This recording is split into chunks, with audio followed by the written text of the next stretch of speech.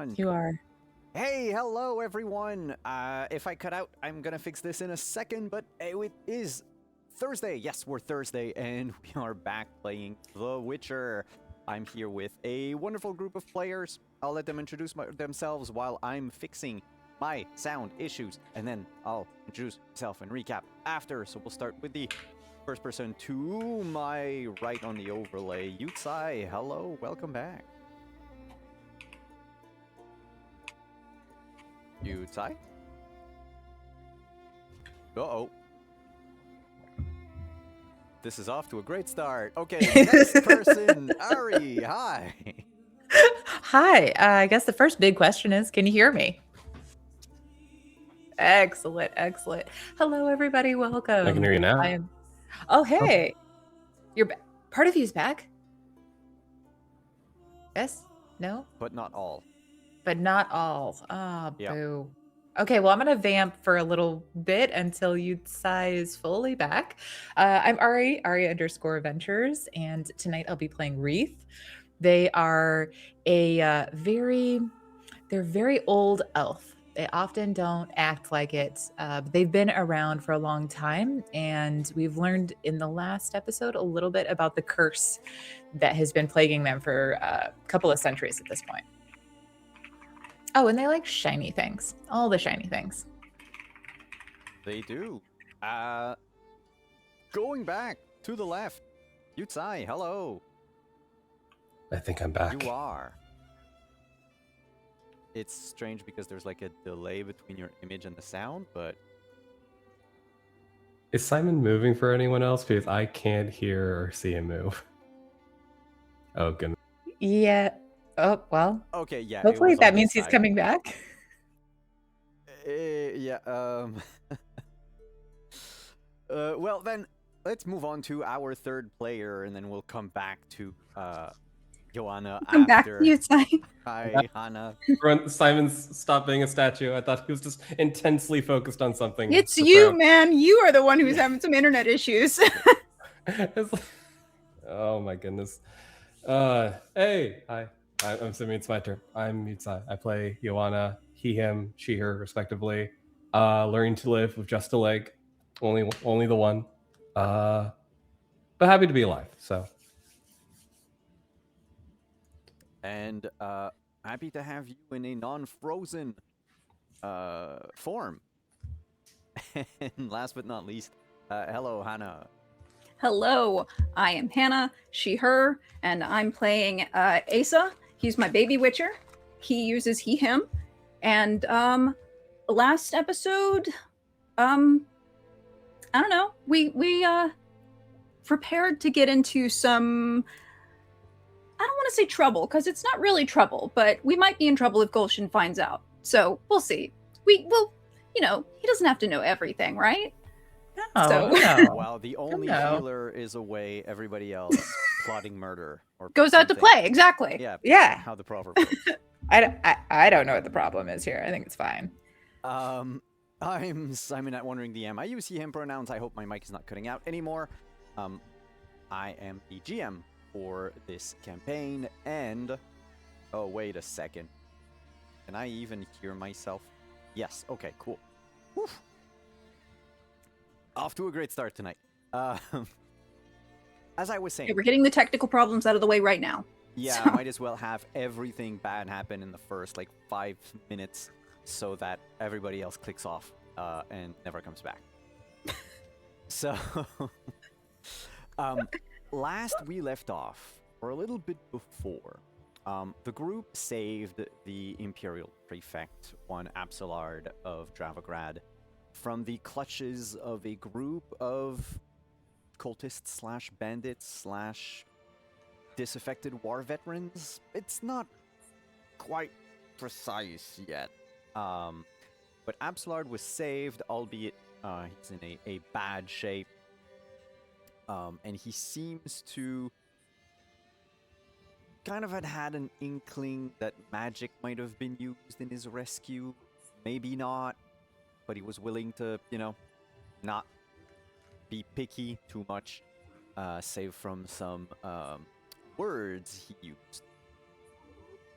That said, you were the bigger people and brought Absalard back to Ban Macid so that he can recuperate. Meanwhile, Gulshan left for Vergen to go grab a few things, one of which is new panes for the window that was broken early on in our previous season, and also to not be near Absalard for a little bit. Y'all went back to Ban Macid, noticed two little things. One, there was like a sort of impromptu market that was set up near the inn. A group of Temerian merchants were there selling their wares. There seemed to have been also a lot of like raucous noises coming from the inn itself, where you heard, I believe, the laughter of a few dwarves. And then you headed back to Gulshan's house, where you kicked out the current occupant, one Jan of... I don't think you... Yeah, I think you know his last name. I don't remember. Jan of Drakenborg, the knight that was wounded and that took so much effort for Gulshan to bring back from the brink of death. Joanna, thanks to Joanna's persuasion skills, Jan was convinced to let go of his current occupation as bodyguard to the prefect and just leave. And that's what he did. Unarmed, unarmored. He picked the direction where the wind would take him, and he left. And as he did so, the three of you are sort of remembering some of the words he used. Weren't quite certain things were gonna be fine with Jan and decided to plot his demise. Whoa! You not three of us, two of us. That's true. One of us is very certain they left the Joanna person have a new start on life, and they walked off to have a better life. Joanna was very, very free of all of this. I would say, careful plotting. Yep. You did track him, or at least followed him until he was out of town. You know he's on the road going to Vergen. And you know what lies between here and Vergen. You've walked that road before, a couple of days ago, in fact. So you kind of know the lay of the land and everything. And that's where we left our resourceful adventurers. Joanna was making some sort of soup using everything that Gulshan had left behind, which ends up essentially just being a cauldron of tea with like chicken broth or something. It's what there was. And that's where we'll pick back up. With three of you now sitting down in Gulshan's house, a warm bowl of liquid in your hands. And what's on your mind? What's happening during this little dinner? Have we were supposed to get paid for bringing the prefect back. Have we gotten paid yet for that? No. Yeah. Okay. Now, Okay. you didn't stop to see Zorn was the one. Yeah. Yeah, that's what I thought. Said would pay because otherwise there would be a lot of trouble. Mm-hmm. Even though the prefect himself might be troubled, Zorn, who sort of speaks for the town, was like, I'll pay you 200 crowns if you just grab him and bring him back. It's gonna be better for us in the long run if he isn't killed, because who knows who his replacement. I forgot about that, but I don't think Wreath would have forgotten about that, especially with kind of the both passes through town.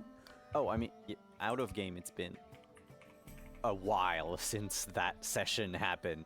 But in game, it's been like 4 days. Right? It's been secret. So, like, I feel like Reef wouldn't have forgotten to go get the payment. So I don't know if they're here sitting down for dinner. I wonder if they're going for payment. But is it? It's up to you if you wanted to. The way I thought you guys were doing it last time, because nobody stopped at the inn.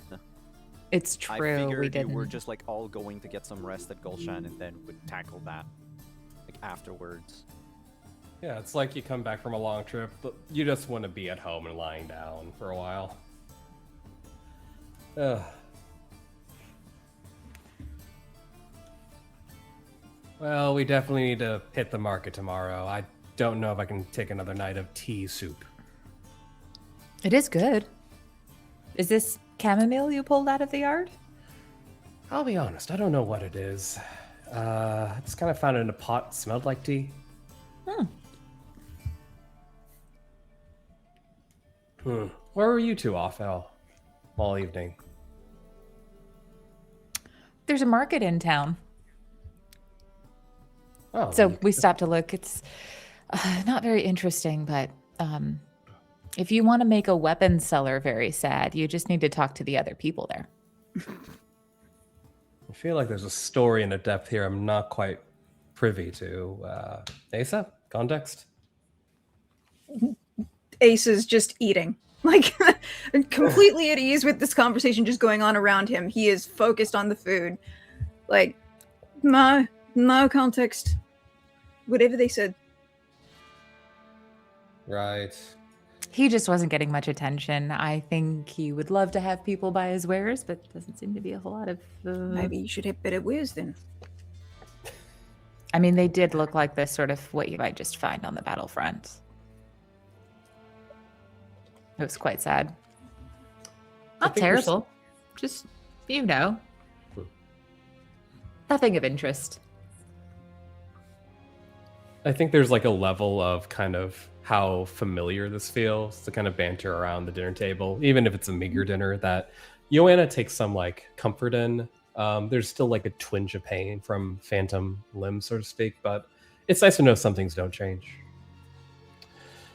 How was your Right. time here? I mean, clearly you made some fantastic tea soup. Oh, also, I have no idea what voice I'm using for Joanna. Gosh, I'm out of practice. You'll find her. Wasn't it Irish woman? Irish. Irish woman. That's right, Simon. Well, I just am trying to get my faculties back, so to speak. It's a little odd. You kind of instinctively try to take a step, even though there's not there one to take. But I think moving around is the best. I'd rather be moving. I'd rather be doing things. I don't want to just lay in bed all day waiting for Gulshan to get back. Sure. Yeah. And eventually you learn to live with phantoms, that sort of. I don't know. That wasn't very helpful, was it? Odd look Do you want me to to go out in the woods and like find you a stick or something? Would that help? Until Goshen gets back with something better? If you actually, yeah, if you could find me a few good sticks, I might be able to put together some kind of crutch, and then honestly, just getting some exercise, making my way into town, trying to see if I can balance stuff from the market, maybe. Sure. Finish off his stew and go and look for a stick for Joanna. Can I just roll like a wilderness check? Roll for stick. I mean, you don't necessarily need to roll for a stick. I want a really good stick, Simon. But sure. I mean, let's play by the rules. If you want to find a unit of wood, because that's what it would be. You would need to roll crafting components. There we go. The forage DC for timber is 8 on a wilderness survival roll. 8. Okay. Yep, 8. I found a really good stick. 3 times better than regular. You, in Hey. fact, found 10 sticks. 10 units of timber.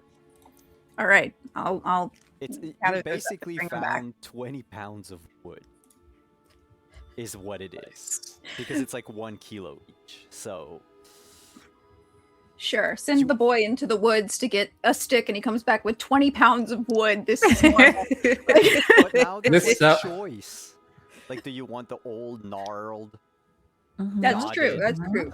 Good Which- selection here. Yeah. He'll like Which- drop it on the floor in Gulshan's house. You know. This sounds like the start of a parable. Which wood did you drop in the lake, boy? The gnarled wood or the refined timber? Wreath will have been like cleaning up the tea soup this whole time. And I think they'll just have been they would have chattered to Joanna about like 10,000 things that probably didn't matter. Like the color of how blue the sky was and the fact that they saw a pretty rock on the road on their way back from the market and, all of these things. In fact, I think they did pick up a tiny little rock that was like, had a little bit of a shine to it that they then give to Joanna as if it is this masterful, wonderful thing that they found. I could just keep this. Absolutely. I thought you might appreciate its opulence. It does have a shine to it. No, Does Reed, it? I thought you liked the shiny things, Reed. I do. Well, if you don't want it, Well, no, it just look. People have rules, right? Gulshan hates it when we call them the other thing that Gulshan hates what we call them. Asa wants to be respected as a witcher. You like shiny things. Yeah. I get upset at people who do shitty craftsmanship. Everyone has rules, so I don't. At least I thought your rule was that you like shiny things, but you give them away as freely as you take them. I do like shiny things. It's definitely not one of my rules, though. What other rules do you have? It's just things you pick up along the way, things you know that you're akin to. The way that you move about the world feels more right when you realize, this is one of my rules. For instance, one of mine is no looking back. What's in the past is in the past. Nothing to be done about it. That's a very good rule. I like that rule. There's angry siblings and burnt out shops in the past. No sense in going back there. Sure. Why return when the past is, well, the past? It's not going to be the same even if you left it in perfect condition. It will still be something different. It always is.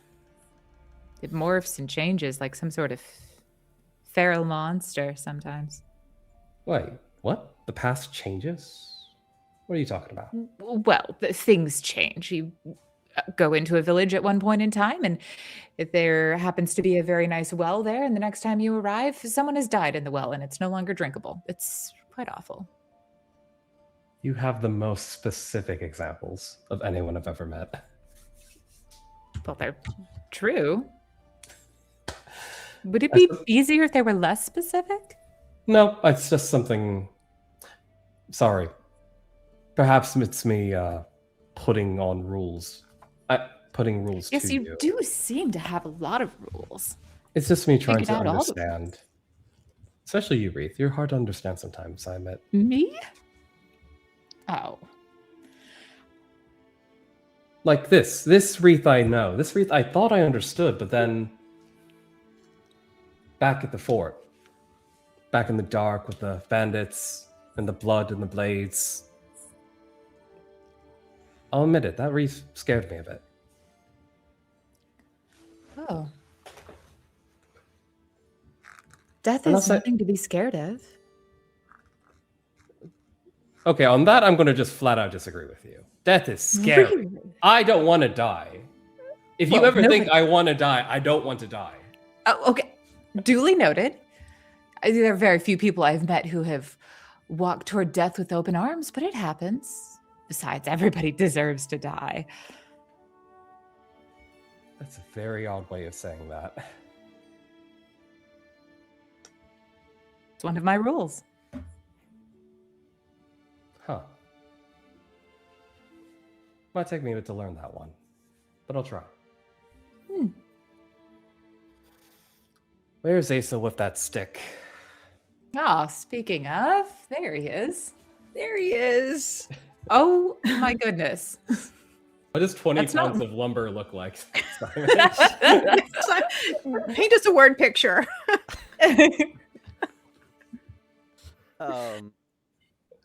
I mean, it's a lot of wood. It's one big bundle of. Huge bundle. In fact, when he tries to come through the door the first time, it like hits the sides of the door. Classic. So he has to like turn sideways to bring it in that way. It's. You have to think that the amount of wood that he brought is in crafting terms, right? Since Joanna, you are, a crafter more than anything. A crafter. You. Let me check. Where is it? No. Okay, so there's enough wood in there, and of somewhat good enough quality. Like, aside from making a crutch, for instance, you could definitely see a few of these pieces be whittled down to create like bows. Oh.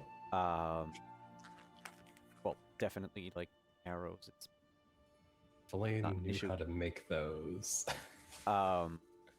But yeah, looking at what like the breadth of choice that you have, Asa actually picked out some sturdy, solid wood from the various trees that grow around. Asa, picked out some sturdy pieces here. Well done. Thank you so much for doing that. Yeah. Well, I wanted you to be able to walk with him. I mean, I don't know. I don't know how to make a crutch. Figure you would though.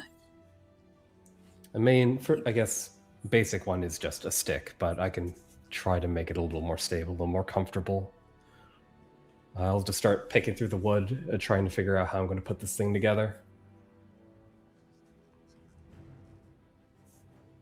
In game terms,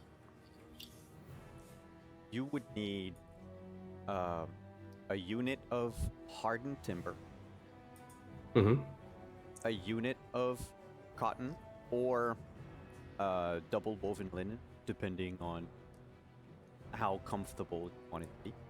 And rip the sheets off Gulshan's bed. And one unit of leather. Okay. Hardened thank you timber, by the so way, is something that you make out of timber. Oh, okay. It's a process. It requires 1 timber and 4 resin. Oh, so I'll need resin. Yep. And resin you can get by just going out in the woods again and grabbing some. You think, judging by the wood that like Asa brought back, some of the places Asa went, like you find like a little bit of resin on some of these pieces. So you just have to go back. Look it up. I don't want to make Asa go rummaging through the woods all night. I mean, he's good for it. Asa, do you mind if I send you back out for a couple more pieces here? I could probably cannibalize Gulshan's house to make what I need, but he'd probably be upset when he got back. Yeah, sure. Where do I need to go? Well, as a craftsman, I'd say I need resin, and then I list everything else Simon said. So 1 leather, 1 hardened timber, and 1. Well, I make the hardened timber out of resin. Yeah. Right. Yeah. So you need technically 4 resin, 1 leather, 1 cloth or double woven. But the double woven thing, then you have to craft it out of linen and thread, Gotcha. which you think you can probably get from Zorn or from people in town. Funny enough, the one thing we already had on hand was 7 units of timber. Also, Asa. Asa. Is this still accurate? This group inventory sheet that? Where are you looking at it? Yeah, where It's- is this group? It's in our pinned comments by On Werewolf Discord? on Discord. Okay. Gulshan was kind enough to put something together, and I just saw on Asa on one of them. It's like, is this still accurate? Gareth's head, is that what you're looking at? Yeah. That's still in my inventory, yes. Is it? Oh, so you do have the leather, Joanna.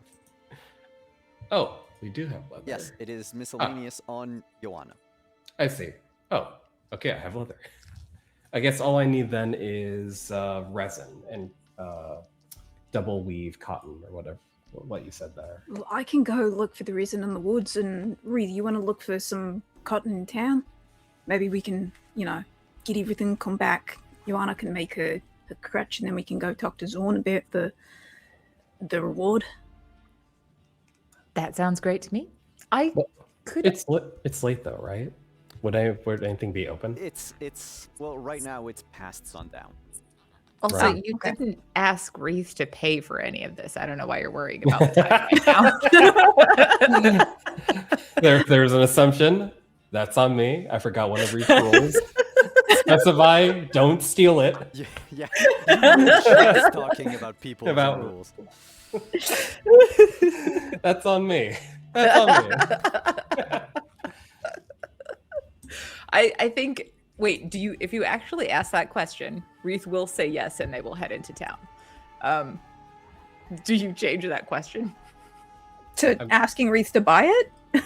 to get like if you ask the question the way you asked it for them? Yeah, to no. cotton, they Asa will just get you says, cotton. can you go get it? Okay. I'm not going to presume to tell you how to do your job. Perfect. Then Reese just says absolutely, and then they will head out the door. I'm It going to is- shoot for Joanna not to understand what that means in implications, just like I didn't understand what that meant.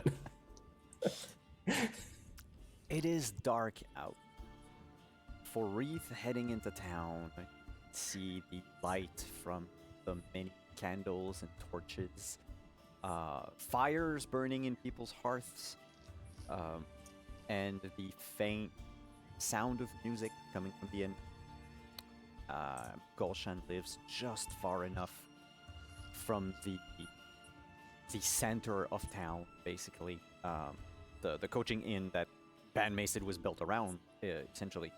Just far enough that, like, music and the sound of people either, laughing, fighting, or what have you, doesn't reach him, or at least doesn't bother him, so he can have, like, the peace and quiet.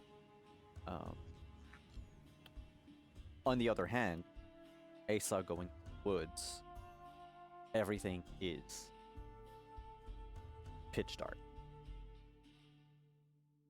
There's sometimes the sound of a whippoorwill,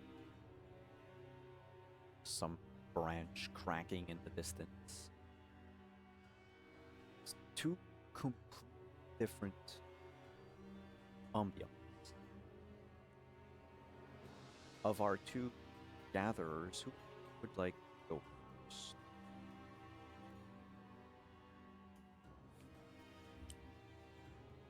Sure. I feel like mine will be simpler. You head back into the woods and are looking for resin, right? Mhm. Going back to the same place thereabouts where you saw you found most of the wood earlier. Can you make a wilderness survival, Sure. and then I'll tell you what happens after. 21. 21. Okay, roll. It's 1d6. Okay. If you don't roll a 4 or more, cool, you got 6 units. So you won't need to spend more than a half hour.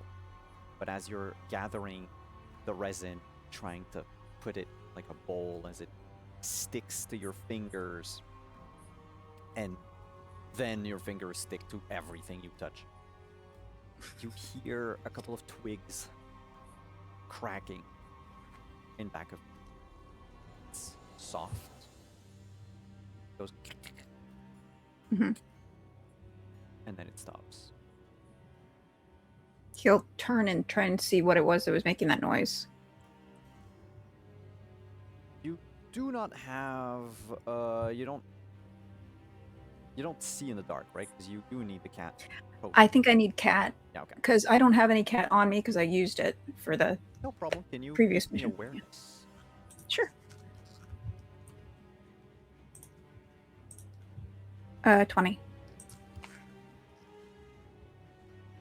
A little farther out, almost directly ahead, a bit to the side, you spot 2 yellow eyes.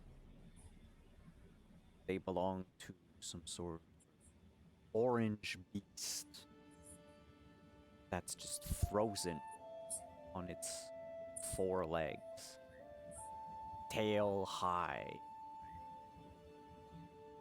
trying to look menacing despite the fact that it is roughly 1 foot tall. Its whiskers are all messed up. Its fur is knotted in places. And probably believes that you, much like a T-Rex, can only see things that move, and thus is completely immobile. I believe I picked up some dried fish from some of the corpses that we found, didn't I? Yes, not from the corpses, from their belongings, maybe. From their belongings, yeah. But yes, yeah. They were in the bags and everything that was in the map room. Mm-hmm. Okay, so he'll like put the resin like in his pouch or something in the bowl. Oh, it's in a bowl, is it? Well, I mean, think about it. When you're grabbing resin off of a tree, Okay, so he'll just like It's like set down the sap, bowl like, you someplace have that to he can put it- remember Yeah. where it is in the dark. And he'll pull out a piece of the dried fish and sort of like crouch down and try to get close to the creature. He knows this is a cat and he knows how Yes. cats are with witchers, but he's gonna try at the very least. I'll keep your awareness check for something else later, but can you give me, it's animal, no, wait, there's no animal handling in this game. Give me just straight up charisma, because I know as a witcher you probably have really bad charisma anyway. Empathy? No, the skill, charisma. Oh, charisma. I'm sorry. Yeah. Okay, there we go. 12. The cat stops arching its back that much, and sort of rests a bit more on its paws. The tail goes a little bit down, the ears also go down, and it just sways a little bit to one side. Hey, kitty. Hey. I don't want to hurt you. Come on. Look, I got this. You want this? He'll just like set it down for the cat. Back off a little bit. The lure of food is fighting with the danger of the giant in front of it. But Gulshan's cat takes a few steps forward. And you notice that 20 awareness. There's something glint in the moonlight, being dragged by one of its hind legs. It looks like a piece of silver.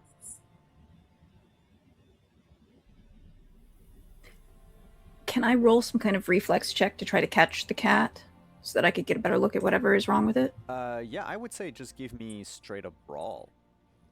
Brawling, okay. Yeah, because it's wrestling a cat. It's going to be opposed by the cat, of course. Sure. Might want to jump out of the way. 16. Plus 12.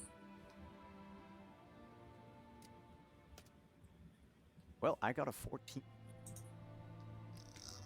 It tries to jump out of the way and hiss, but it was so close to the fish that it tried to escape, but at the same time tried to grab the fish with one paw as it moved away, and that's the leg you grab onto and just pick up Gulshan's cat. It doesn't immediately try to fight you off, but it's like twisting and turning and trying to escape. Ineffective. Well, okay, so can I see what's wrong with its foot? Yes. It's not something that's wrong. There's a length of twine sort of wrapped around its foot. It's a broken necklace. The medallion itself is just a hammered silver, sort of bigger than a nickel, like a dollar almost. Okay. Devoid of symbols or of markings. It's a bit twisted. Just plain silver. Yeah, like it could belong to someone of meager means, for instance, but it was damaged. Like, you figure like it's a little bit twisted, as if maybe someone took like a hammer and whacked on it, and then it sort of deformed thing. Okay. It also smells. The cat smells? Not the cat, the medallion. You have a good nose as Right. a witcher. And keeping with your 20 awareness from earlier,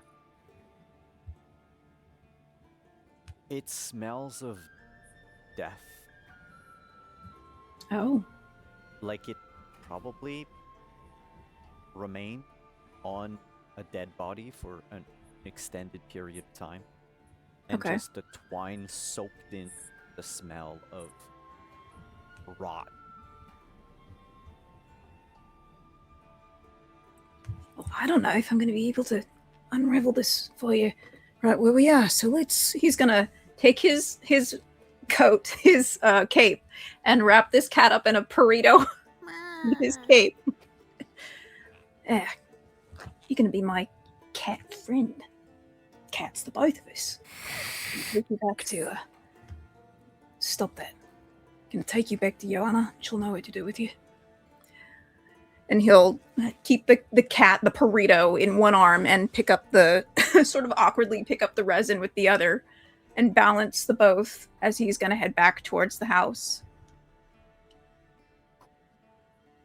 As you do so, we are going to jump back in time by a half hour and move on the opposite side of you to Wreath, walking the path down towards Ban Mason. Again, the music coming out of the inn, fires in a few hearths. You notice that a couple of houses have no light in them. As a professional of your chosen profession, you figure these are probably people that might still be at the inn tonight, and not people that are already asleep, judging by the time of the evening versus the light everywhere else and all that. So you've cased multiple houses over your long existence. You kind of know when it's a question of people are asleep versus people have left temporarily. And these, 3 of them, little farms that you spot have no light. Yeah. The others are, of course, inhabited, illuminated. You don't really hear much. If you get a bit closer to one, or like crane your neck a bit, sometimes hear like just bits of people conversing inside. Families, friends, what have you, just talking. Sometimes the sound of a pig or a sheep that is having their own conversation, I guess. Whatever pigs and sheep do when they're not asleep at night. Discuss the food. Yep. Just like, man, that corn. I mean, take over So the farm kernely and today. turn it into an analogy for Soviet Russia. Yeah. That's exactly it. That's precisely what's happening right there. Is there one of these farms in Wreath's experience that is more likely to have a softer fabric that might maybe be in a dowry chest or something like that probably wouldn't get noticed as missing for a while? Funny you should mention that. There was one, but it's far away from town. Oh, okay. There were these, and I mean, that you know of instantly. Do you remember the very unlucky family that had just like gotten engaged to? Yeah. They probably still had a dowry somewhere, or it was maybe taken by the cult. You did not see any good quality cloth. But as your mind goes from them to who else in town could probably be wedded soon. But there's one person in town who does enjoy his comfort. Probably met him. Is it Zorn? No, it's About to steal from Yornell. Zorn. Yornell, the stable master. Oh, The man with dreams of nobility, who's that's right. definitely someone else who was convinced by Joanna somehow to leave his life behind. But yeah, he is dressed in finer attire than everybody else in town. Maybe save Zorn, but Zorn still dresses down a lot, even though he's, a wealthy innkeeper. But yeah, he is. And can you make a luck roll for me? I sure can. I don't think you'll be able to from the character sheet itself. You might just have to roll a d10. Oh, okay. Good to know. I was going to try and do it from the character sheet. Yeah, it's like one of the only ones that... What's your luck? Ooh. I have 4. Okay, so that's a fail. As well, that's luck not right. would not have it, depending on how you look at it, Yornell is home tonight. Oh. This, I think, we just see Wreath's smile like creep across their face when they realize that he's home. And they just slide a little deeper into the shadows. I don't think this deters them as much as excites them to have a little bit of a challenge. His house, unlike what we would think, maybe the stable master would live closer to the inn. When Zorn's enterprise started, when he built the Flushed Breeze, which eventually became the center of Benson. Yornell, as a man of refined taste, did not want to live near the stables, near where he could smell the horses. He likes horses, doesn't like the smell, doesn't like the manure. And so his house is a bit farther away from the center of town, but it is down the main road. Meaning that when you walk towards his place. You can see the inn at the end of the road, dirt road, of course, with like the lights and everything. Mhm. His house is surrounded by a couple of young fruit trees. Okay. You think at this height, this probably apples. It's not like a full-on orchard, but just a couple here and there. He doesn't keep a garden. He doesn't even have a fence around his home. Doesn't really keep any animals, so whatever. Why? Yeah. Yeah. Um, And the little who would path- steal from the stable master? I know, right? The little Yeah. path that goes from the road to his place is sort of this. It's like these planks of wood that he put at like regular interval to make like a walkway of some sort. Over the years, they've sunk into the dirt, the mud. Some of them are completely invisible now. And his home, by the way, as someone of means like Gulshan, like Zorn, his windows are all glass pane. They're not just shutters in a hole. Mhm. You don't really hear anything coming out of his home, but can you make me an awareness check? Absolutely. Look, and then I'll hand the mic. How does a 23 do? You don't hear any conversation, Okay. but from time to time, if you are very quiet and the wind stops for a second, or more than a second, a extended period of time, you can hear rustling paper. I can hear rustling what now? Rustling paper. Paper. Okay. I'm still cutting out. Just a little bit for me every once in a while. Should be better. But yeah. And what do you do? I think Wreath would try to creep up and like try and be able to see in. What they're looking for is they're basically trying to case his home. They're trying to see where people are at versus where they aren't at.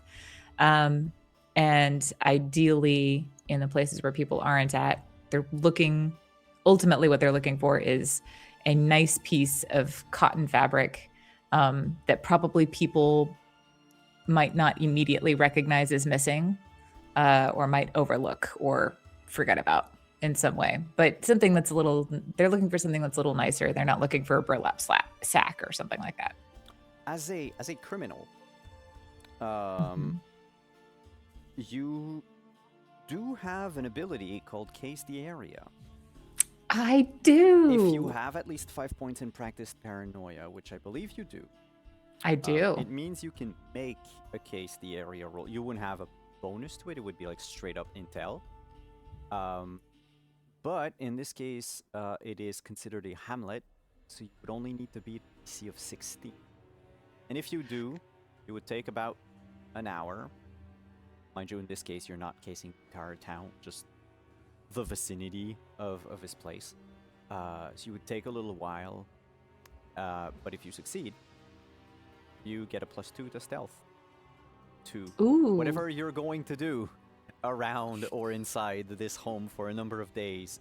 In this case, it's going to be 0, so by tomorrow, you don't have the bonus anymore. Mhm. But if you strike now, you would benefit from it. Should you want to say? I absolutely want to case the area. I know there's, I think it's like the rogue's clothing that I wear also gives me a plus to stealth. I want to say it's +2. That could be. What's the clothing? you I want? wrote it in here Rogue's somewhere. clothing. Yes. Rogue's +1 at clothing night. +1. Yeah. So, yep, only you at night have though. A +1 on that already. Well, I mean, not on Okay. just the area, but on regular stuff. Just stealth checks, right? Yeah. Not murder checks. Not that I'm planning on murdering anybody, but you never know. Okay, here we go. A 10. Not enough. You realize, Yeah. casing the area, that there's not a whole lot around this house that you could. Maybe given a few days to learn like his patterns, his daily routine and everything, you could, but in this moment, you're like, all right, fuck it, gotta improvise. Okay. In that case, they're gonna try and improvise by entering a room that hopefully nobody else is in. They're gonna look for a dark room, and they're gonna try and go in through there. His house being, a little bigger than everybody else in town, does have more than one room. But are they all lit? Actually, no. Just as well, while you cased, you notice he's by his fireplace. He's sitting in a rocking chair, reading what appears to be a very worn book. There's a mug of something on his sort of dining table behind him, just within arm's reach. You'll notice there's also a fire poker within arm's reach, just in case. Very smart of him. Other room is there's two of them, but one of them you don't have any windows that lead into it. You just by walking around. Notice it is smaller than the other room, which is the bedroom. Might be privy, maybe a pantry, stockage. Who knows? You could enter his bedroom, which is unlit. But the window panes. I'd have to break a window. You can try to pick it Can I- open. Because I mean, the windows, even though they're glass, it's not like a full glass that never opens. Because then, how do you get air into your home, right? The thing is it's a tiny crack, tiny hook on the other side. It basically what I'm saying is you're gonna need some sort of pick lock check. Okay, let's pick some locks. Let's attempt to pick some locks anyway. How about 20? Oh yeah, you have just the knife with just the width to slide it into the crack, and just the hook flips off silently. They'll lift very carefully. As they're lifting, they do the little lift, and then they do what they've learned, which is that they lift a little bit and then they just listen for a second. And then they'll keep lifting, provided there's no other sound of somebody coming to check or anything like that. There's someone in the room. Oh, in the bed, when they lift, they can hear somebody in the room. A ghostly apparition Oh no. of just someone shaking their head. They don't say anything. They're just kind of disappointed. But then they step back into the wall and fade away. You didn't recognize them. It's one of the many who happen to have been killed probably before you were born. I mean, you recognize them in the sense that you've spent all of your life with them, but it's not one that stands out. I've seen this ghost before, but I never saw the person. Never really had a conversation with them or anything. They're just And she's judging me? How dare? yeah. Ugh. I think Wreath does what they typically do with ghosts, and that is completely just blank it from their mind. And then they're going to look about the bedroom to see if there's a chest or anything like that. Again, looking for articles of fabric that might have been stuffed away somewhere and might not be like they're not going to take a pillowcase off of a pillow, right? Because that would be noticed really fast. Prax, yes, ignore the ghosts. That's not going to be a problem in the future. I'm sure it's not. I'm sure this is perfectly normal and fine, and it'll be okay. As weird as it might seem, I'm gonna ask you to make a scavenging roll, a gathering roll for the cloth. Basically, you cannot find cloth in the wild, right? Not already made. But in this case, I'm gonna ask you for a you're gonna forage in this bedroom with your awareness. Depending on how high you roll, that'll determine the quality, like the quality that you find, the best quality of thing you can find. Where is forage tucked Oh under? no, it's awareness. Oh, it's In awareness. this case, Okay. yeah. What does an 18 do for me? Well, it's definitely not just regular cotton, Excellent. but it's not silk. Okay. either. Okay. All right.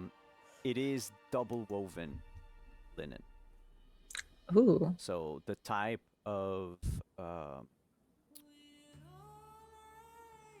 blend, I guess I don't know how to call it, but it's it's not even a type of stitching. If you look at like a quilted armor, what a lot of witchers would wear, or like a gambesson, it's that. So it's basically just like cotton and wool packed, sandwiched between two layers of cloth. Is there anything It's- on this cloth that would define it as being previously owned? Yes. It is a like a it's very, very used.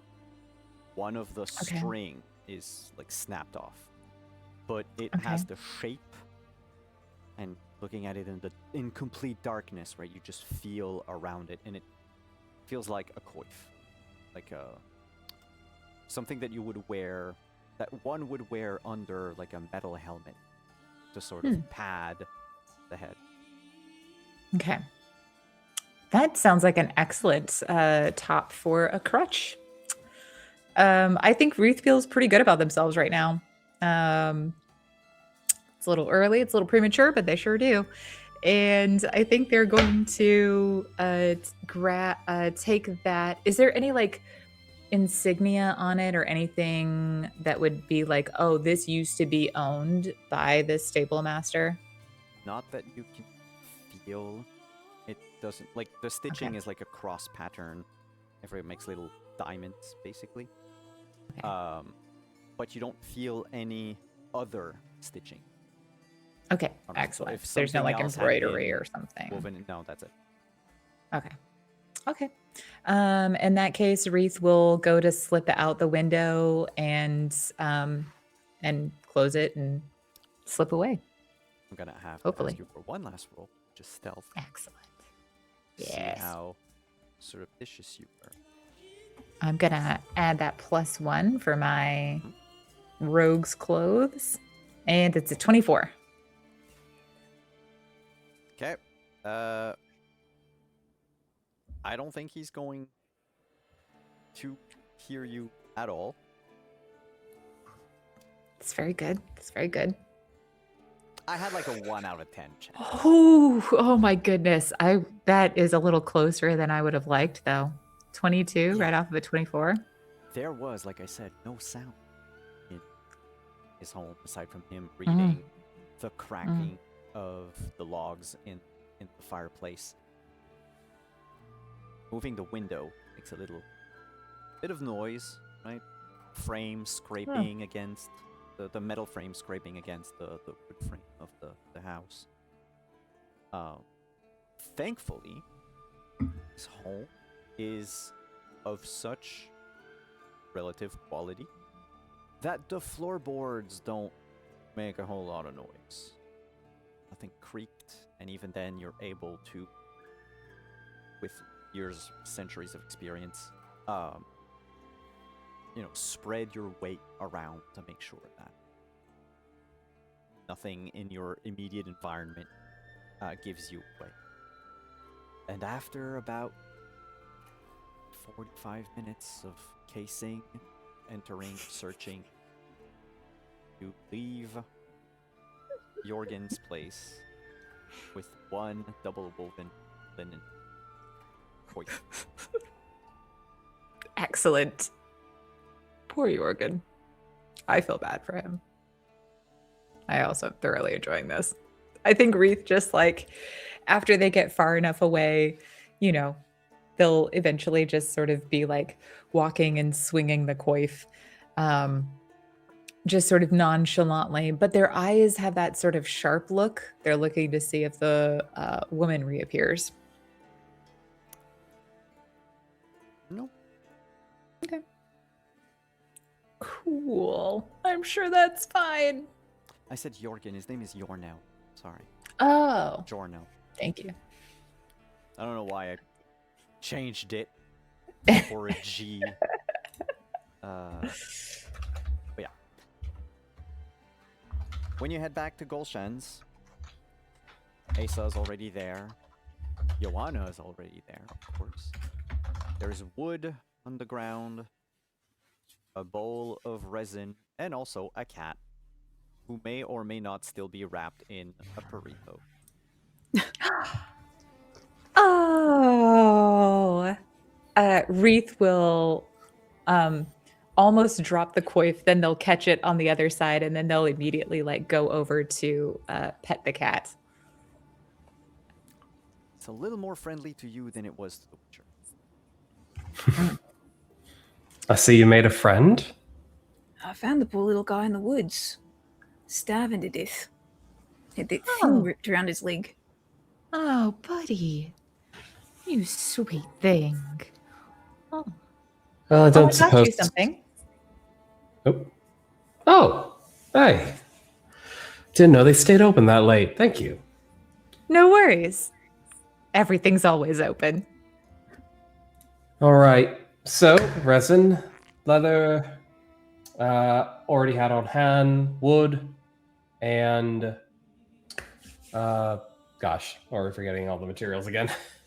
The linen, the wood, the resin, Linen. and the leather. Linen, that was the last one. All right. This should be enough for me to start. Tomorrow, I'll be moving about the place like a free woman. Thanks for your help. I do appreciate it. You'll need about an hour and a half to put everything together. I'm assuming you'll succeed on these checks, right? If you fail, then that's another question. Oh, wouldn't that be funny? I'm also assuming I'll succeed, Simon, but you know what happens from time to time. But yes, Joanna will set to work, rather keeping her mind and her hands busy, but does ask Asa, the poor thing's starving. I mean, all we have is soup, which is actually just tea. I'm not sure if anyone got any jerky left or traveling rations from us scampering about a bit earlier. I'll give the cat the rest of whatever fish, dried fish I still have, if there's any left. Oh, it's like the equivalent of it's a bag of fish jerky. Okay, not just a couple of strips, but either way, I'll give the cat some more of the dried fish then. Wreath, the cat that you recognize as Golshan's cat, seemed to have spent a lot of time outside and away. Asa, did you grab the necklace off of? No, I didn't take it off the cat because the cat was not. We weren't friendly, so That's I fine. figured that somebody else could do it better. Oh. So you would notice all of you that the cat is trailing behind a snapped off medallion that's sort of entwined on its hind leg. I mean, if Joanna doesn't call her over, then Wreath will try and get it off the cat. yeah, but would the you- fish I is feel like- way more important than any of you right now. Yeah. The cat is, if the cat is in distress, I think Joanna would try to reassure them, especially if they seem off put by Asa's like cage of wrappings. Come on, come here. We're not gonna hurt you. Come on.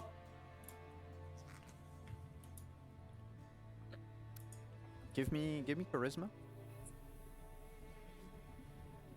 Ooh. Let's just see if my empathy wins out because I don't actually have any good charisma.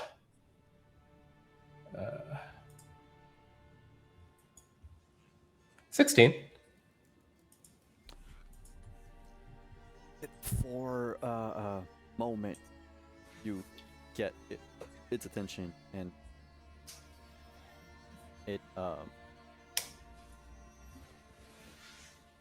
gets closer to you, but then looks at the fish again to make sure that it's still there, it still exists.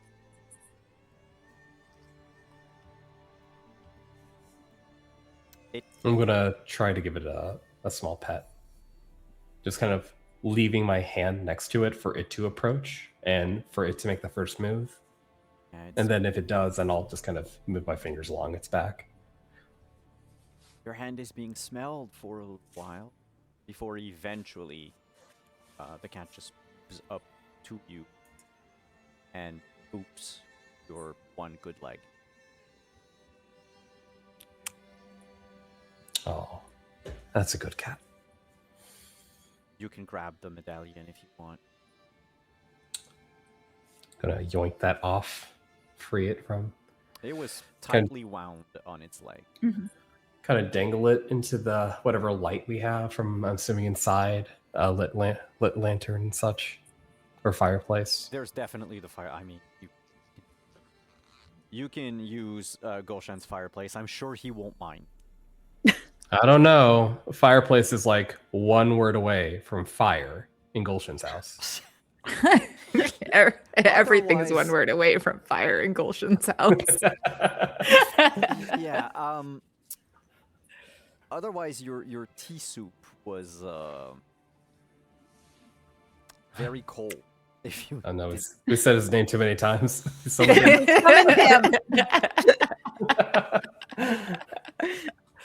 Hello, welcome back. Hey, Hey. Good to see your you. house Owen. is your house is still standing. It's not on fire in true. any unreasonable way. Oh. Should I worry? Not for You now. can do whatever you want. That's not comforting or reassuring at all. I take it the three of you will just. Oh no! Wait. Was there something you wanted to do with the medallion before we? I Just- I couldn't just try get to, a like- good look at it in the woods. I didn't. I figured one of you guys could get it off better. Holding up to the light and just trying to like see what I can tell about it with my craftsman's eyes. Oh, it's shoddy. Not only because it is damaged, but it is aside from the fact that it is made of silver, it's about the size Ooh. of a silver dollar. It is of very poor quality. The thickness, it's very thin. The thinness of it, even when taking into account the fact that it's probably a good alloy, a good quantity of silver in there, it might not even come up to a gold crown. It's like Is if it like a someone had sim- like a 50 cents, like 2 quarters dangling on a rope. Hmm. Um, Do I see any sort of like seam or clasp that may like let the medallion open? No, No? but you can see in the light the stroke that hammered it down originally before it was damaged. And it was made by a hand that was proficient. Some some parts of it are like just a sliver thinner. You know that the person who hammered it into shape probably missed a couple of hits a few times. Blacksmith's apprentice, maybe? Hmm. You said this was Gulshan's cat. Yeah, the orange cat that Gulshan has. Spends. But do I know that? Well, has Wreath met this Wreath cat knows before? that. Yeah, Wreath's been in and out for a while. How old is your cat, Gulshan, now that you're here? I mean, as a player, because Gulshan is still on the road. Yeah. The cat came with the house, and I've been in the house for what, 5 to 6 years. So It's at if you least visit, 6 years yeah. old. It looks older than that. It's probably closer to like 10, 12. So anyone who's been at Gulshan's place within the last 12 years would have seen it in better shape than it is now. Remind me, does this cat have a name? Alfred. Alfred. I wasn't sure, so I kept calling it cat. It's what I'm here for. Now that I said that, I can leave. Good night, everybody. I think Wreath just says, that's Alfred. That's Gulshan's cat. Well, as much as any cat can be any beings. Gulshan has a cat? Does I have a cat when I was here? Well, when I last saw him, when I was... And she kind of lowers her hand down, indicating when she was like a child. I don't remember him being here around before the house, so I don't know. Could be. Well, it's It's a medallion. It's a pendant. It's not particularly well made. No shame on the craftsman. You gotta work at it to get better at this sort of detail work. I can tell there's actually some silver in here. But it is an alloy, so mixed up with other metals to make it stronger, flesh it out a bit. I mean, you could sell it at the market, but if it's Gulshan's cat, then maybe Gulshan will know. Maybe it's a collar of sorts. I don't May think the medallion belongs to the cat, no. It's Gulshan. It might. I hand over the medallion. Didn't smell like the cat. Wreath will start looking at it, but they're looking at like the medallion has some sort of imprint on it. They're trying to figure out if they know what's on the medallion, if it means anything. It's just hammer strokes that Okay. flattened it. That's it. Just nothing else. Well, then of course it got like bent, damaged over time. But other than that, it's just a flat circle. Like time. No, time is a series of looping backs, apparently. And we haven't hit the first loop yet. I don't know what's going to happen when we do. Asa, of course, nobody here can smell what you smell now. Yeah. I don't think that belongs to the cat. I'm pretty sure that the cat just happened through some kind of a battlefield or an ambush of some kind. I don't know where the cat came from, but that belongs to someone who is no longer with us. A dead man. What? You can tell that just by... The smell of it. Can't you smell it? No, I bet you don't. But yeah, from the smell of it. I mean, a bit of sharpness, but I just assumed that was an alloy. No. But then again, you know, we've come across so many dead soldiers and other ambushes and the like, and we've left a couple of dead bodies in our own wake, so the cat could have been really anywhere, I suppose. Don't know why it would be cavorting with dead bodies, but... Are there any new ghosts standing by as Wreath is holding this medallion? No? Okay.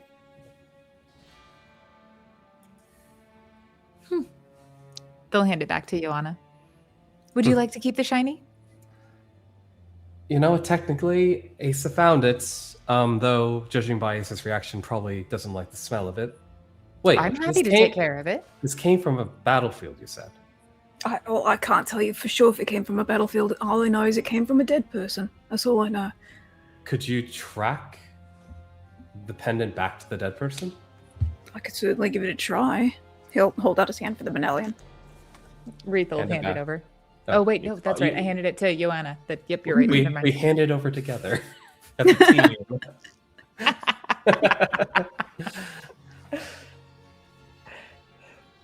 It's a bit dark out right now, but this smell shouldn't go away anytime soon. So, come tomorrow when the light's out, we can try and track where the cat may have dragged it from.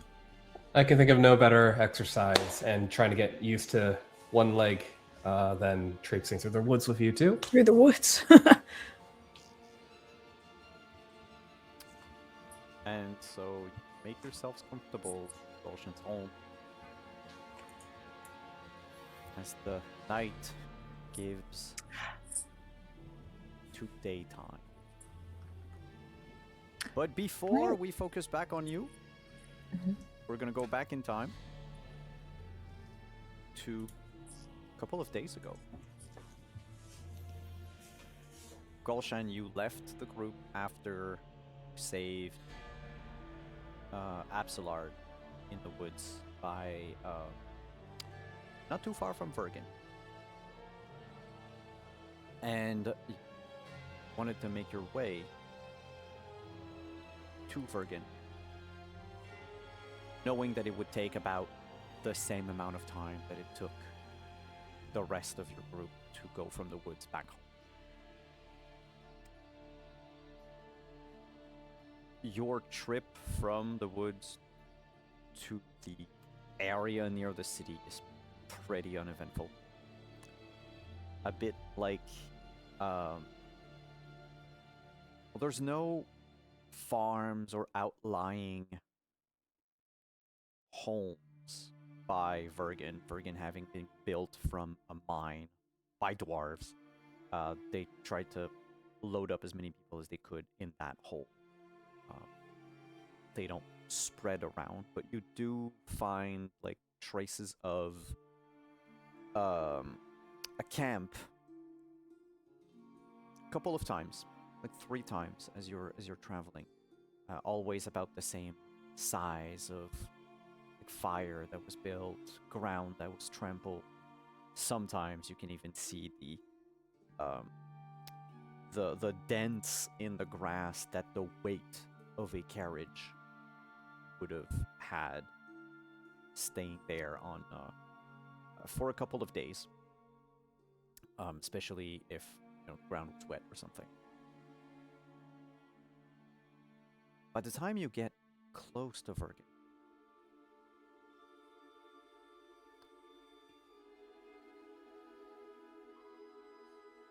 the city of Vergen in the last 10-ish years went from a bustling wannabe capital of Saskia's Free States to a smoldering ruin to a struggling settlement once again.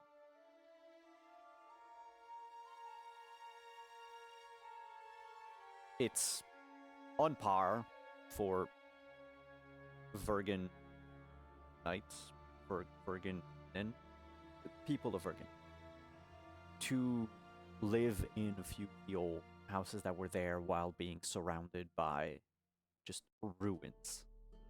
More than half the town is in ruins. And while people pick at them on and off, clean them when they can, it is not their main concern.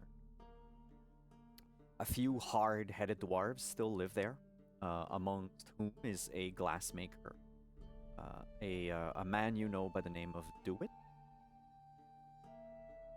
He's the guy, near Ban Macid anyway, unless you want to go to Teal or all the way to Ban Glean. No, Dewitt will work. Best glass maker, glass blower around. The city of Vergen is not built by the road. It's built off the road. You basically have to go down a fork that zigzags as you get into the hilly land near the Mahaka Mountains. I mean, you can definitely see the Mahaka Mountains in the distance. There's a certain stillness in the air. Sort of tension, like as if a storm blew on the horizon. Can you give me awareness? Absolutely. Okay. 17. You approach the gates of town. The old gates of town, I should say. The city of Ergen can no longer close its gates, by the way. It's just two massive stone pillars carved. There's nothing. Gates. Yeah, the gates. And most of the structures by the gates, they've been in rubble for as long as you remember, like, since the destruction, since you got to Ban Masid. Yeah, Ban Masid.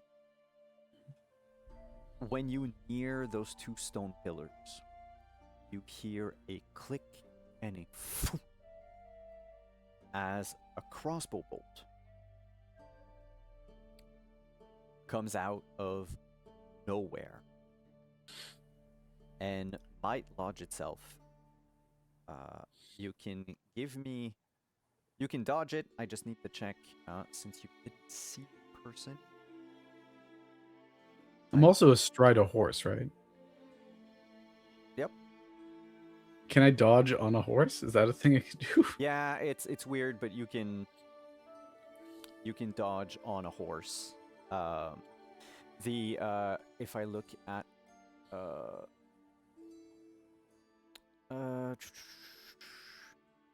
because when you are on a horse, it's whenever you attempt a maneuver, that you have to roll and to see if something happens. And in this case, dodging would be a maneuver, but you can still dodge using your own dodge, and then you have like your riding skill check to do to see like how the horse basically reacts, right?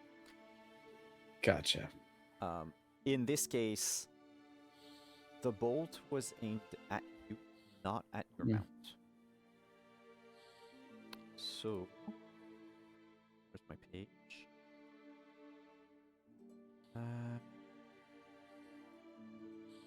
Okay, that's bonuses. There we go.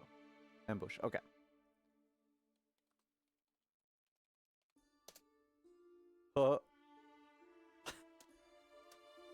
Cool. You got to beat an 11. And 11. I'll see what I can Because do. I fumbled, your horse is like completely unaware. You won't need to roll a control roll or anything like that. It's fine. Yeah. You did not see the bolt coming, but you felt the air move and you heard the noise, and just sheer curiosity of like, what's this noise, made you turn and avoid an attack that would have probably missed you anyway. But as this happened, you hear a voice shout in common tongue. Oi! Idiot! Hide! As the cries of a bunch of people from one side of the gate sort of echo through the ruins. You see a handful of dwarves with crossbows, one with a javelin, shoot at the other side where the bolt came from. Great. In that one moment, what do you do? So, okay, I'm just going to... On one hand, I hear a voice from the inside the gates saying, hide. And on the other hand, I have a bunch of dwarves shooting at those people who just yelled hide. No, the hide came from the dwarves. What did the other people look like?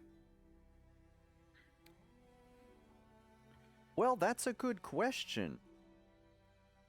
You don't see them. The bolts and the javelin clatter against the ruins. The dwarves shout that they're reloading. You keep trying to look at where this attack came from. But then you hear the sound of like rocks, sort of like rolling, falling, like debris, coming from.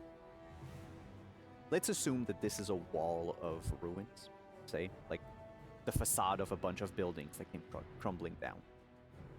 Mm-hmm. It's as if the people were running on the other side of that hill of ruins. And the dwarves cheer. And someone asks, "Is the horseman alive? Is the horse alive? Because if not, I want a horse. And if not, we can eat it. The horse, not the guy." No one is eating my horse. Please explain what just happened. You hear the wit's voice. The Bloodwed. Here in Bergen. Yes, do it. I'm here in Bergen. I need a new window. What the hell is going on? Oh, boys, it's fine. We've got ourselves a mage. And the dwarves cheer as they come out of the ruins. Why would you say that out loud? Ugh. Why would I not say that out loud? Because we are in the Empire of Radvid. The Empire forgot this shite hole of a ruin. Nobody's here aside from us and the Black Ones. The Black Ones. What? Boy. Who are they? Nilfgaardians? Are they something else? We've assumed they're Nilfgaardians. The other dwarves sort of nod. There's 5 of them. DeWitt, bald, old dwarf with like tuft of white hair on each side, dirty, grimy spectacles on his nose, holding a crossbow that the stock of it is almost as wide as his arm. The others look like rugged mercenaries, miners, blacksmiths, men whose hands are as calloused and as hard as the stones that make up most of Vergen's architecture. They laugh about the Black Ones. It says, they took control of most of the ruins. I don't know that voice. But that was a few weeks ago. We've been trying to dislodge them like cockroaches. Smoking them out didn't work.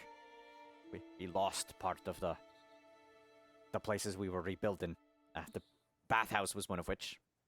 One of the dwarf in the back says, rip bathhouse. And it smells like rip bathhouse.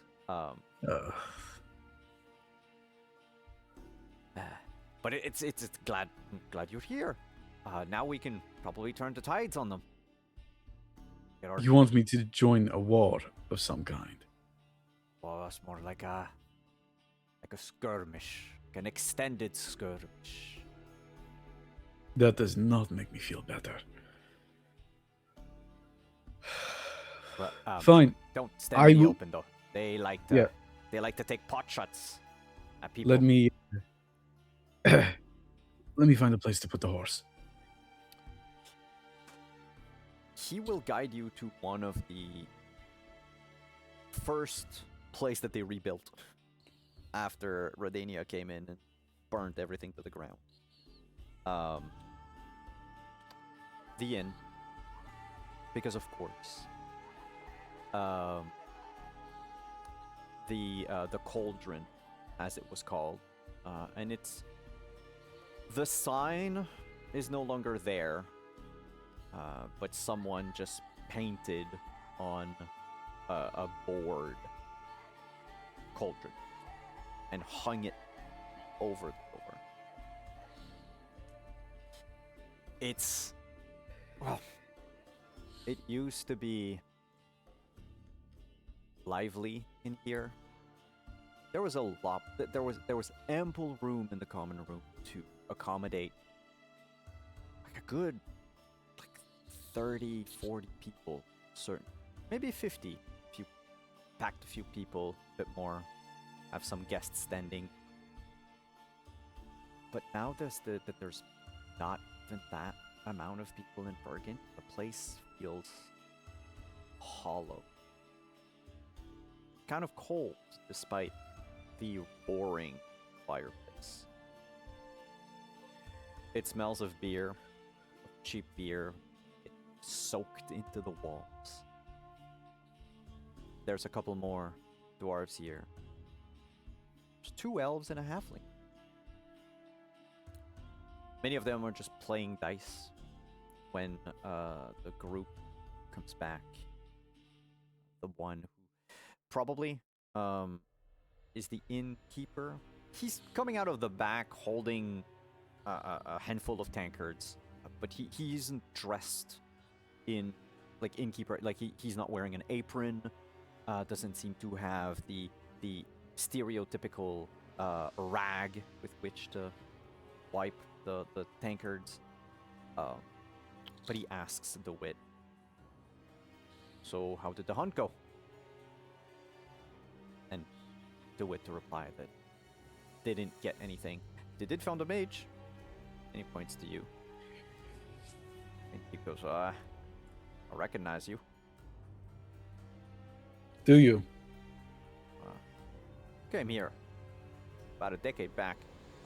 He sets the tankards down, picks one up, holds it up to you.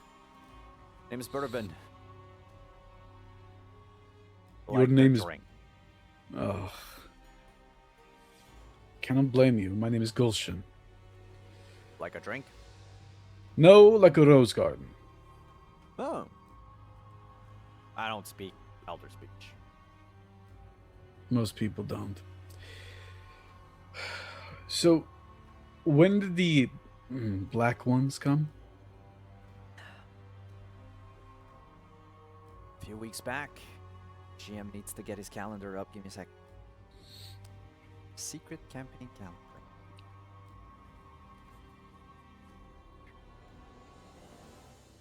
I need to go back a month. You know, while we're waiting, if any of you wants to just like hack into Simon's notes, I wouldn't say no.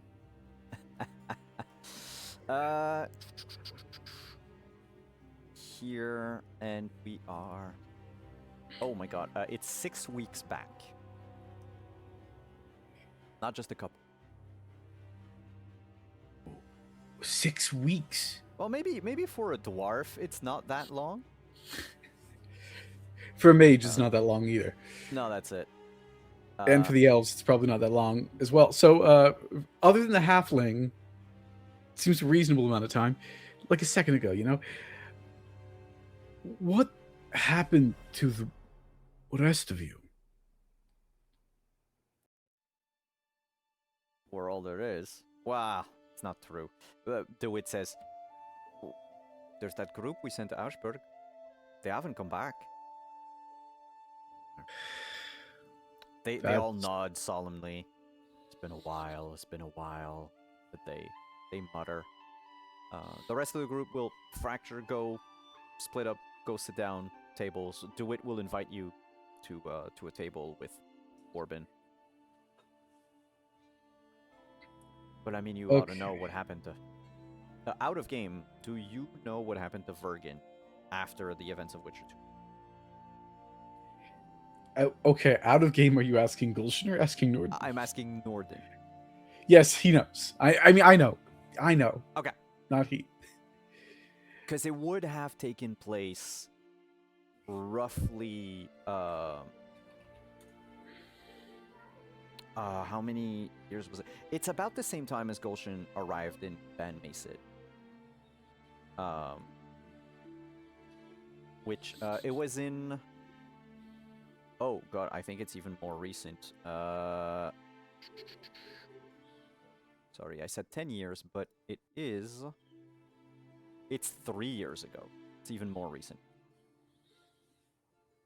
I got my dates wrong. 3 years ago.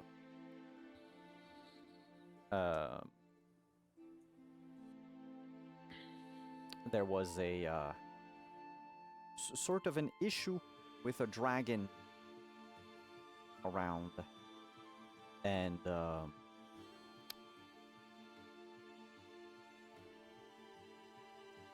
eventually the city was the city was this. Yeah, basically Redania came in once they controlled the land around, when they annexed, right, Kedwen and all that, and Saskia was far gone, and they just were like, you know what, it's a town of non-humans, burn it to the ground. The non-humans also fought against Redania for, control of the place, but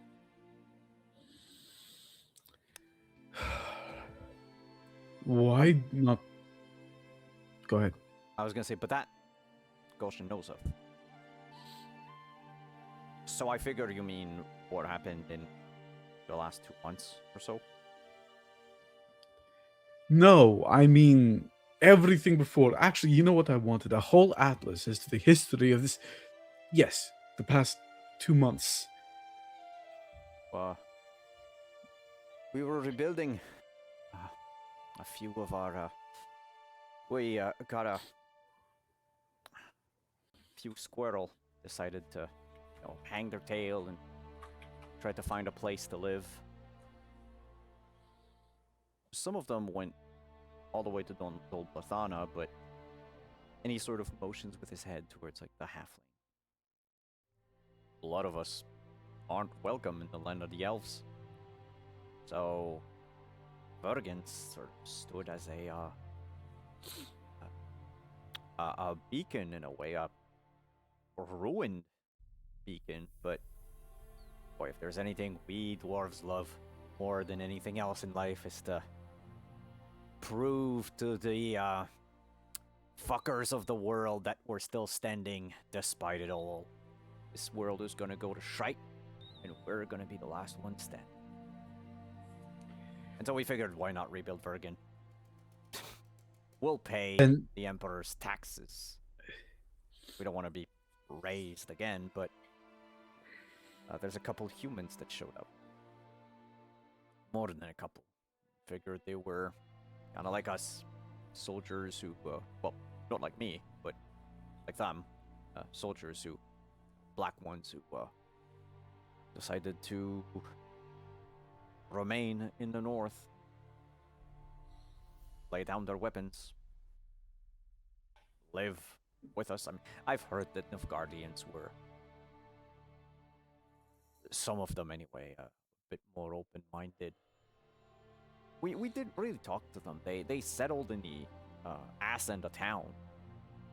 We weren't there yet, trying to build something cohesive. And then out of the blue, they started attacking us. No provocation. No warning. Nothing. Just... I mean... First time it happened, we figured it was because of the silver mine. But then we sent a few boys in there. They haven't claimed it. They're not working it. It hasn't been worked in years. I have no idea what I still... provoked them. Why? Gulshan still has the map, right? Yep. The map from the... Yeah. Neither do I, but I do have this. And I place the map down and roll it out. They were in this old elven watchtower not too far from here. Same people who attacked you. I don't know if they're Nilfgaardian or not. But we faced them. They died. and they stabbed actually, and he reaches up like into his thigh and pulls out from his garter a dagger and just stabs it right in the middle of the map as exactly as it was.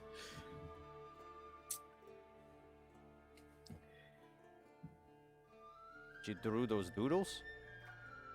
Nope, they did. The black ones. Yes. Have you been in town all this time? And you just didn't tell us? No, I live in Ban Masid. So there's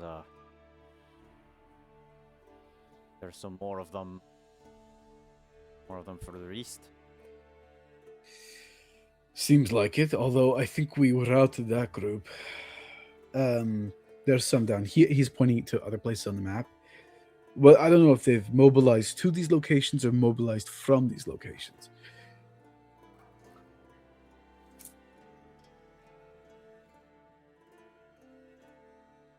In any case, it seems like this was part of a plan, and you might be Well, I can in see the them. way. I can see them spread out. Bourbon points to a location here, basically, where the town of Ashburg should be. So we sent them boys to Ashburg.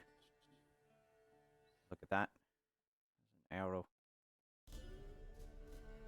I think they were ambush. Probably.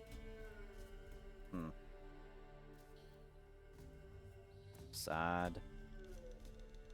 They're good folks.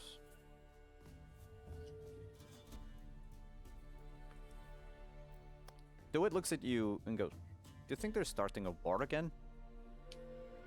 Because this is the last place you should go to spark anything. Radovid doesn't give a shite about this whole, or maybe the silver mine, but even then, I doubt he would start a fourth war over us." You know, looking at this map, studying it for a second, understanding what I've just taken from the people from Vergen, can I roll a deduction to see if I can get a bigger understanding of maybe picture? what... Yeah. Yeah. Good. 14.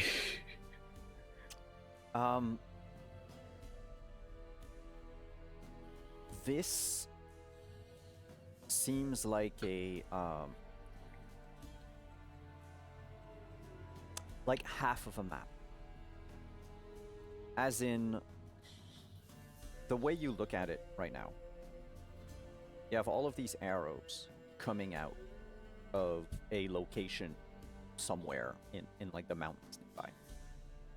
And they go towards, Flotsam, White Bridge, some of them even to Egre. I want to say Hag. Egramore. Sure, let's call it that. Yeah, on my map, the layer, the trees are over the name, but whatever. I think it's Egramore. Hag is another one of them. Ashburg. Yeah. Fergan. But I mean, if those people were there to conquer, right? If those were orders for war or something, wouldn't they have sort of established footholds for I was gonna say not infrastructure, but for like supplies, like supply lines, and built, some sort of fortification or have some foothold established. They are going forward. They're going out. It doesn't make sense that they just have like maps of like, hey, we're going out in all of these places, and then we do what? Have you two ever seen a person go missing? Not seen, of course, but like tried to find the person who was missing.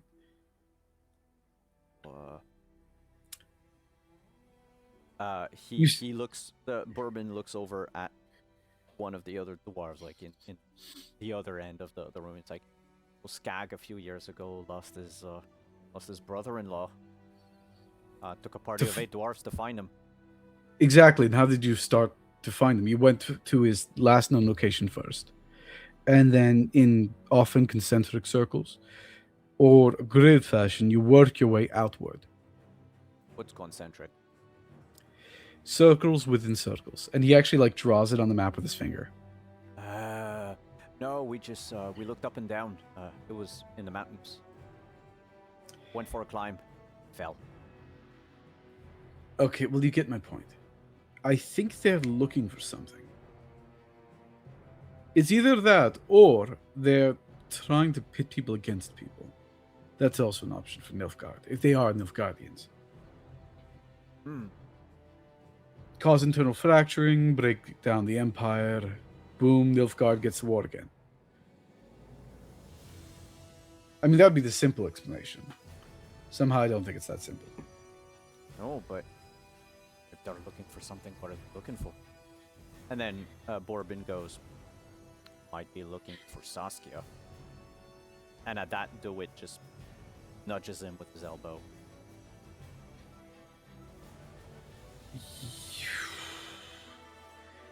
Now, does Gul should know about Saskia? That's a good question. Does someone in medieval France in the 14th century would know about Joan of Arc? Yeah. You've heard of course. The Dragon Why- Slayer. Why Would you would know they be what looking? Saskia actually is? Probably not. That was reserved to a handful of people who were witnesses at the time. But yeah, the Virgin of Edern, the Dragon Slayer, who disappeared, who died near the end of the war. I mean, she was in Bergen, and then the place was sacked. Why would Nilfgaardians look for a failed rebel leader? DeWitt turns to her. See? You and your big mouth. Nobody's looking for Saskia. Well, aside from us. Okay, Nobody why are cares. you looking for Saskia? Also, isn't she supposed to be dead? Why? Maybe not. If she is, she deserves proper burial. She was a And hero. Some would say a queen. unless she was some kind of mage, I doubt she would be able to survive something like that. It'd be nice to give her a proper tomb. Okay, human perception. This is ridiculous. Go I'll ahead. spend a point of luck on this. 15. With the luck? Yeah, with the luck. You don't have an extra point of luck. Yeah. God, I wish. Oh, okay. With the 15, they do not believe you when you say that Saskia should be dead. They harbor the hope that this person who was touted as, being grander than life, right? Kind of like Geralt of Rivia, the Witcher. Geralt will never die because it's the character from the ballads, from the tales, from Geralt is made up. Everyone knows that. Yeah, he doesn't exist. But they have like this, and I mean, look at where you are. They're digging up the ruins of a city. They're living here with, I mean, they're able to live. They're not like surviving or barely scraping by. It's just not a bustling city. It's just, they don't have like constant trade or anything like that. They do trade with Mahakam. The point is people can live here, sure. They do not have all of the luxuries and the amenities they used to have before. They have to dig up a town with the little group they are, living in the ruins of the past, of a project. Because Saskia's goal was to, have like an independent, non-human nation where, basic human decency existed. Yeah. And it failed, but to them, like, it's like a revolutionary figure that they almost martyred in a way, like treat as a saint. But the with that human perception, Nilfgaardians wouldn't be looking for her. They probably don't even know who she is. Regardless of whether or not the Saskia is a witch and alive or mortal and dead, that's not who the Nilfgaardians would be looking for. And besides, I found this map in an elven ruin. Why would Saskia go there? That makes no sense at all. No, I don't. He taps the woods. He goes, the ruins there. Yes, that one. The watchtower. I don't think anyone was.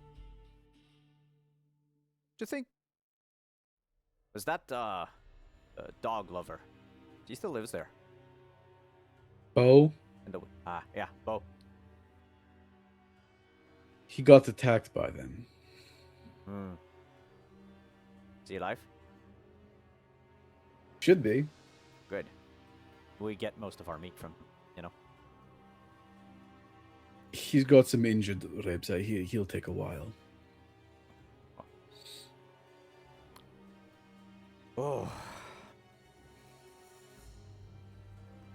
I don't know what they would want in an elven room. To loot it.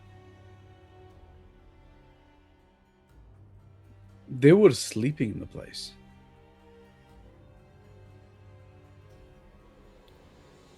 There's an elf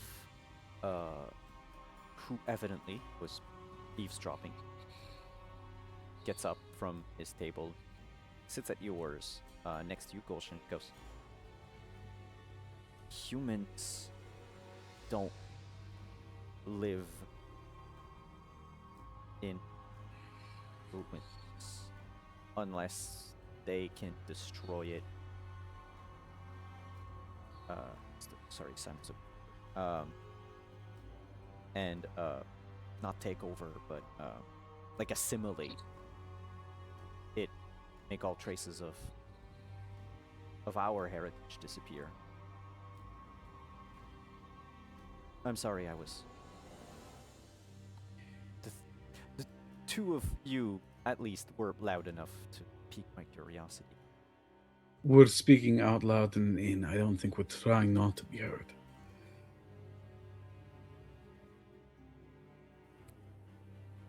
Maybe they were looking for the basement.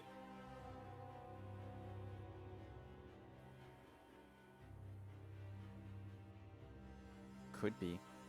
This points to the woods. Was this the tower that is there? We used it a few times back during the war. They all have cellars, but it was mostly for storing food, goods. Nothing special. Well, to humans anyway. Oh, Avoth. He turns around and holds up. Gulshan Nasir, although apparently here I'm often called the Bloodweld. Isn't that what people call you back home? Where do you think back home is for me? And Van May said, Despite my best wishes, yes, sometimes.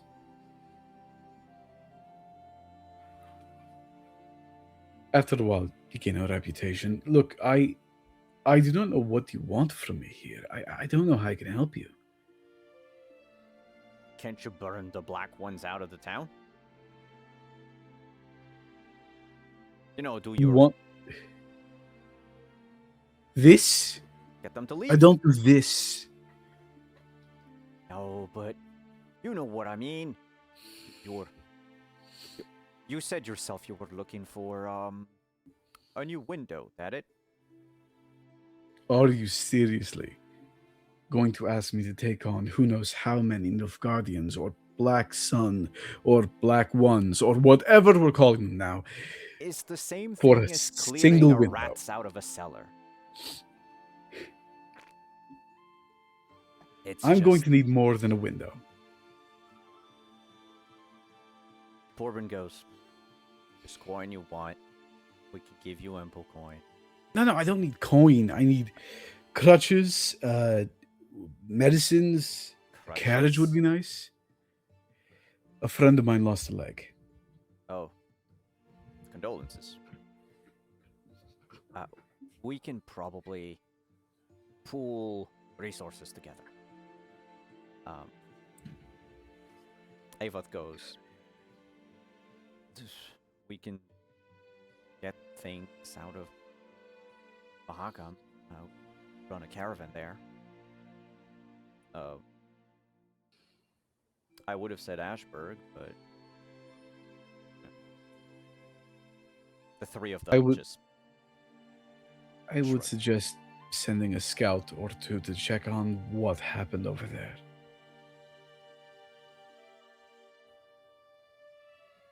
They look around the room. Avath just shakes his head, goes, "I'll leave." Okay, so let's start with the beginning. How many Black Sun ones are there?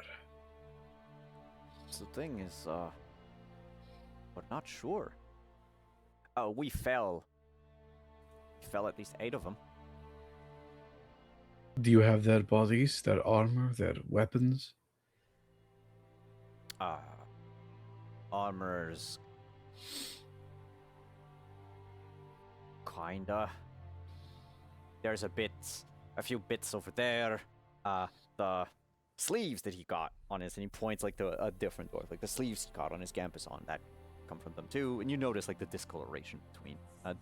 They stripped them of their gear and just repaired their own or fixed their own or added it to their arsenal. But he says the bodies, yeah, we just threw them in a ditch. Did they have anything on them? Letters, notes from home?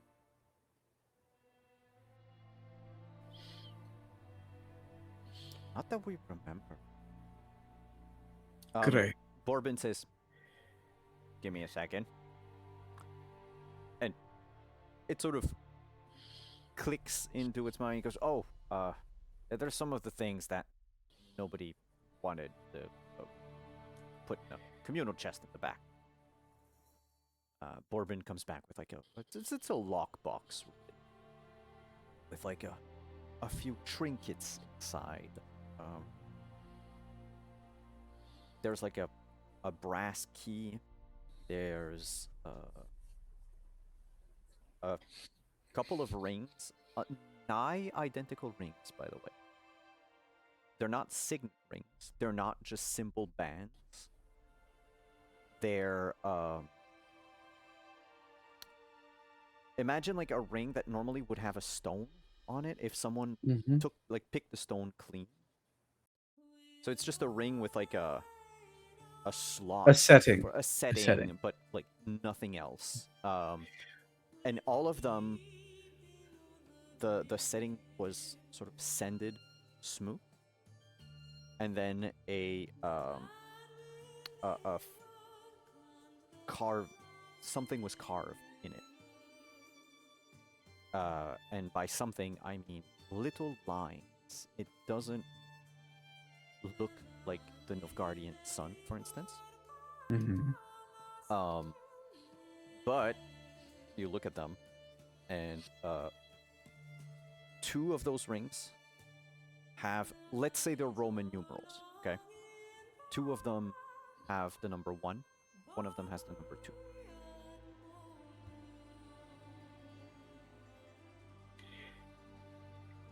And Lay them out in sequential order. dwarves would explain that they didn't they were waiting to collect more of them, if there were more, to melt them and then make something out of it. You know, maybe have enough to make it into an ingot, albeit a small one. Go to a bank, trade it. Have a couple of coins in all the boys' pockets. These rings have meaning. If to understand more of who they are, we'll need to study them. Can I study them a bit closer? Is there any idea of like who? God, I wish Joanna was here.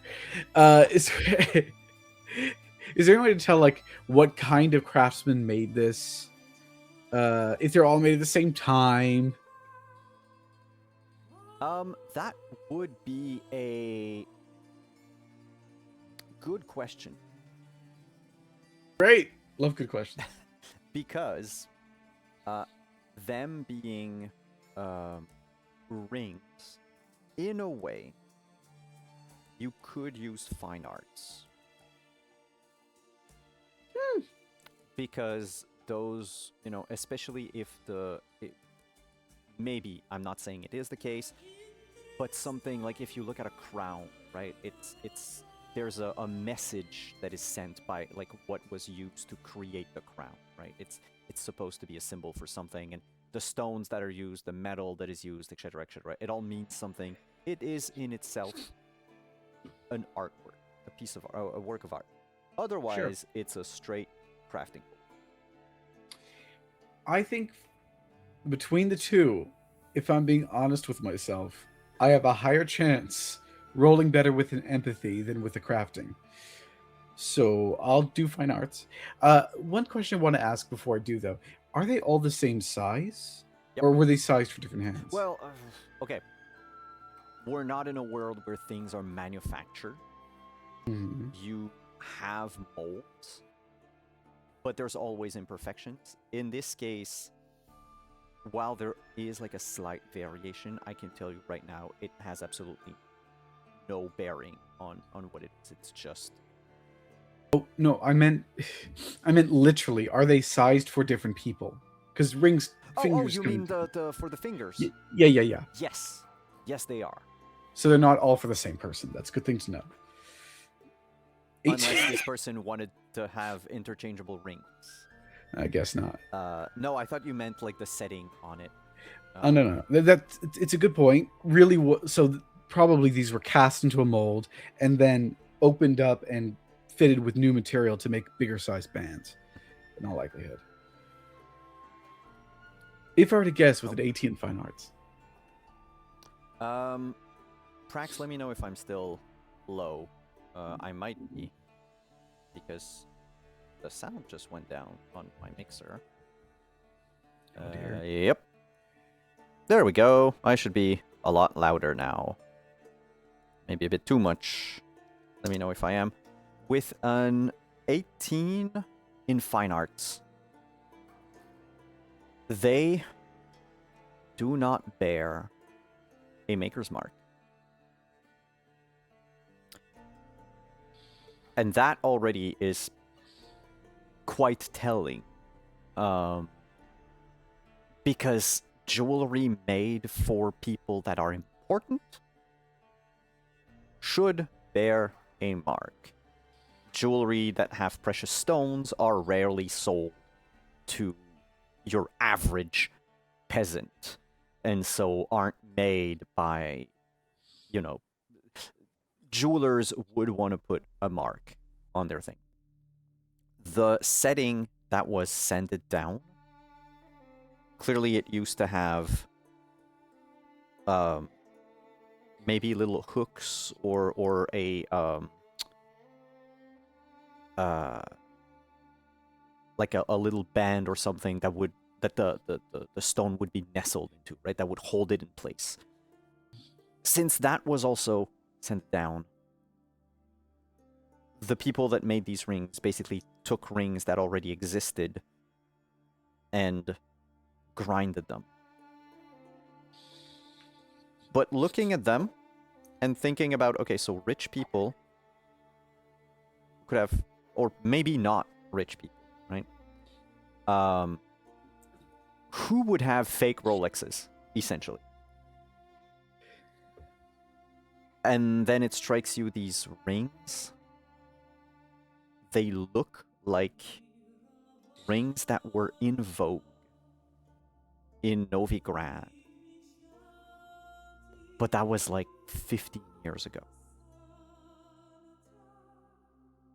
They are made, or at least from as far as you can get with the 18 in fine arts, they were made to resemble rings that used to be popular.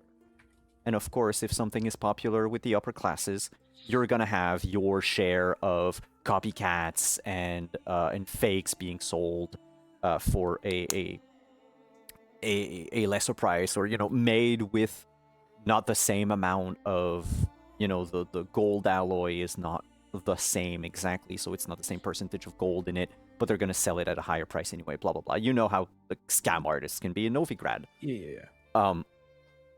Except these are out of season. People don't wear rings like that anymore, especially since the fashion, from what you recall, that fashion came from right under Sintra. What's the name of that place again? The kingdom right under Sintra is... Oh, cool. Thank you, Notes, for not having put my thing. World map. It's... I want to say it starts with a K, but it doesn't necessarily start with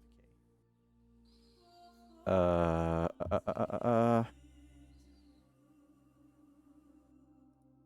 I'm sorry, this momentaneous break is going to... I'm gonna fix it in a second.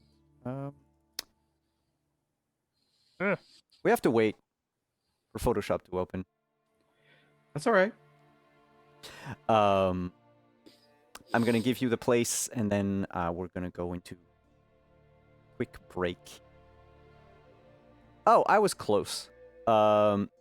It does start with a K. Karak. Karak is a small kingdom, more of a vassal state to Verdun, by the edge of the Broccolon forest. Kerdak, I don't know how to pronounce it. Anyway, is actually known for, if we want to make a huge stereotype out of this, it's the pirate nation.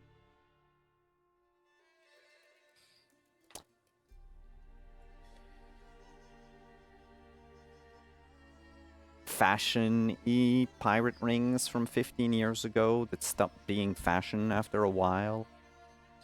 Now found on the fingers of these cultists who have, plucked the stones out, sanded the rings, and scratched a little mark. They don't have a proper craftsman because they didn't make these themselves. These rings were taken from Karak 15-ish years ago, probably gotten secondhand or stolen. Sanded down or reused. Huh. That does not suggest a very established outfit, and that doesn't suggest Nilfgaardians. What do you think the marks mean then? Honestly, I think these two mean the number 1, and this means number 2.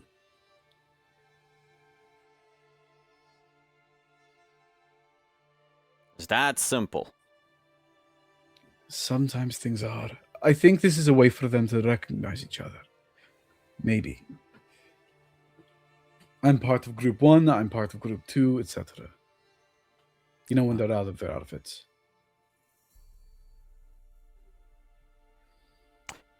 Now that you say it, it would make sense, Dewitt says. That one, and he puts his finger inside, tries to, meaty dwarven finger, inside ring number 2, the one that has a 2 on it. That belonged to someone who, well, we never saw that person for the first few weeks that they were there.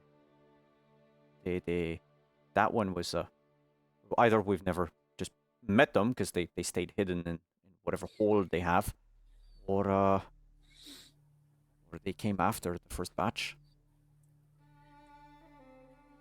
And then you'd be right. Group number 1, group number 2. Group number 2.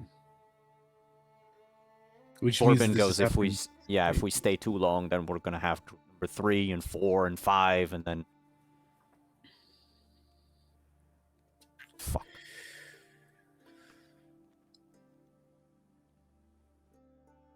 I think the other thing here was a key, basically, a brass key. Yeah, there's a small brass key that the type that normally fits like lock boxes, like the one that they found their stuff in. There's a couple of feathers.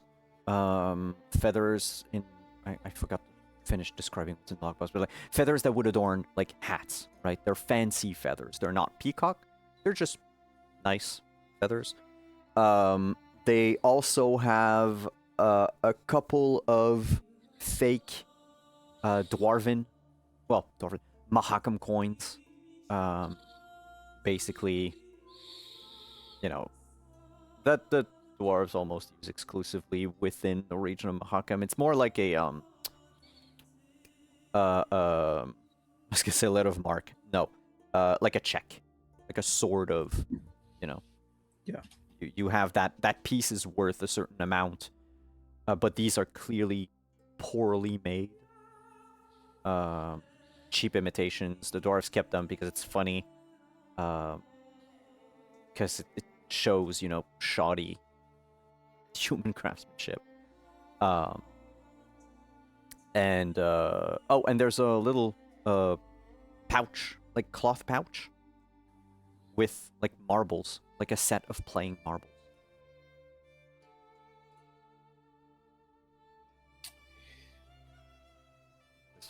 The feathers probably mean something, though what, I have no idea.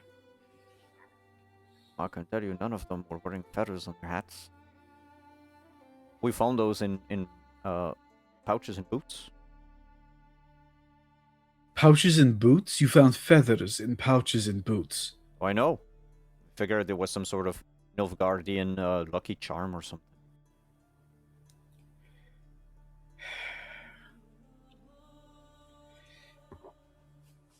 If we're going to do this, we need to find out where they are.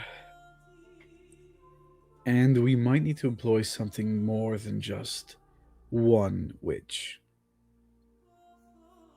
Boy. What you have in mind? And we're going to cut the break on that. We'll come back in a few minutes. Everyone, stick around. Grab some High Lysander. We're going to break. Perfect moment for you to come in. But we'll be back in like 5 minutes. Everyone, grab yourself a drink. Liquids in, liquids out, as my friend Lindy would say. And we'll be right back.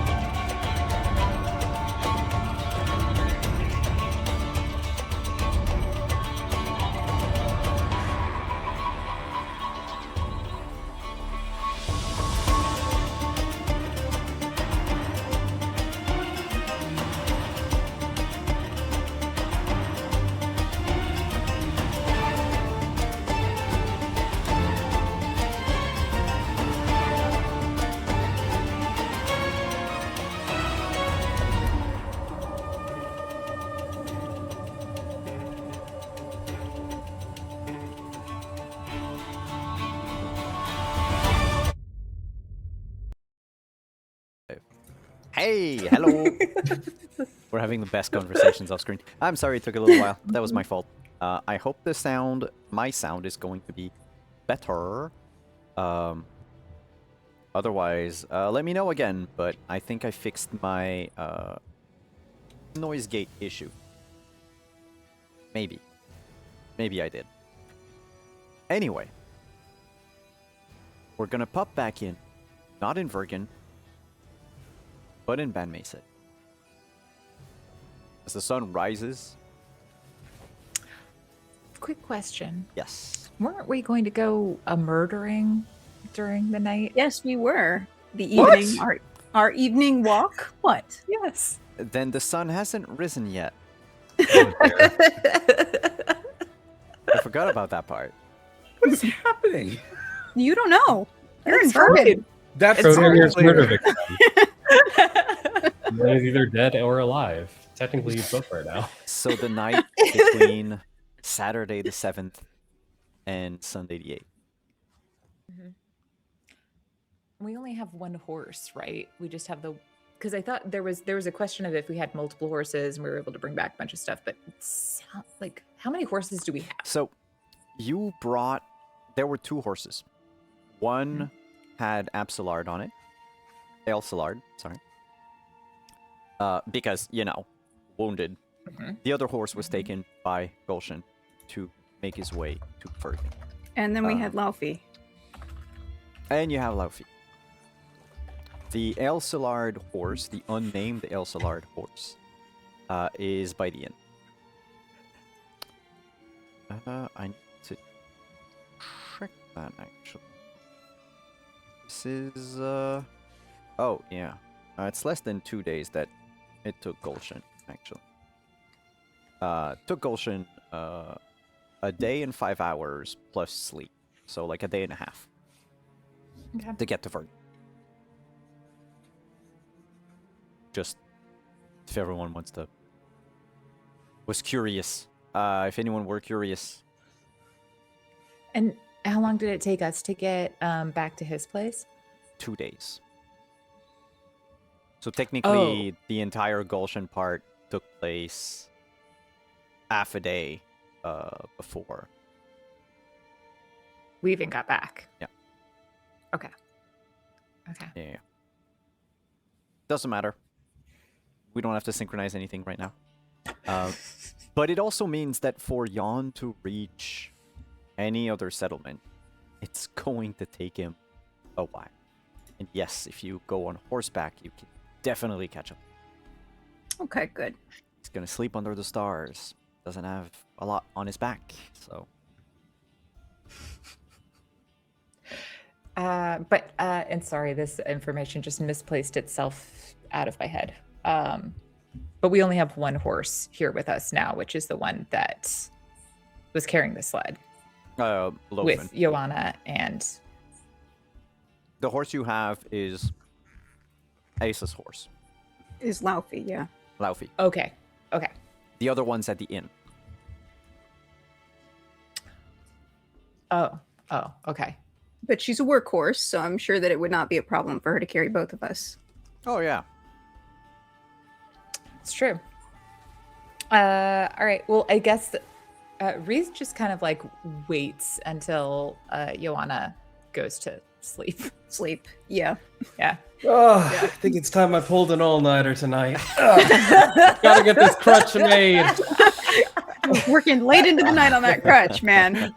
It's like 3 a.m. and she's still trying to fashion the crutch. It's not the stitching isn't quite in the right. Aren't you tired? I think you're tired. Yeah. No, yeah. Joanna goes to bed at a unfortunately reasonable hour. But yes. I will still ask the 2 of you to make a stealth roll. Okay. As you try not to wake Joanna up.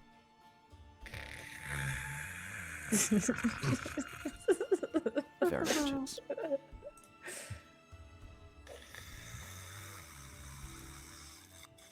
Ah. Joanna, can you give me Yes. awareness with a -6? Oh, It's because I'm sleeping. Well, It was such good snoring. that- Excellent, excellent. -6. Oh my Can I assist? Can I get an assist from the cat? from in the past. No, the cat is asleep. Cats Why are did I make it nocturnal. cat? Why did I make it orange? What's wrong with me? This is not going to work. If it actually does work, I will laugh my ass off. It's I it's- think I'm going to get 2 10s in a row, and even then, Spend some luck. well, I guess the snoring really was effective. Man, you lost a lot of blood. Uh, You didn't have a decent night of rest in 2 days. Yeah, no, it makes complete sense that you are passed out and do not hear Asa and Reef. they could fully bump the bed, and I wouldn't wake up. Asa, Reef, you leave Goshen's house, and Joanna, nor Alfred wakes up. saddle up Laufey, get ready to go, and head off in the direction that we remember our quarry went off Yes. towards. I think Reeth would note to you, I think they said it before, but I think they would still say it again, that something to the effect of, considering the oath I took, I will not be able to assist, but I am here to make sure that nothing surprises your back. Oh, I'm not asking you to do anything. You're just here for company, aren't you? Sure. I make high on fantastic the road. company. Exactly. Yes. Would you like a joke? I could tell many. I have heard the I most love body jokes. jokes.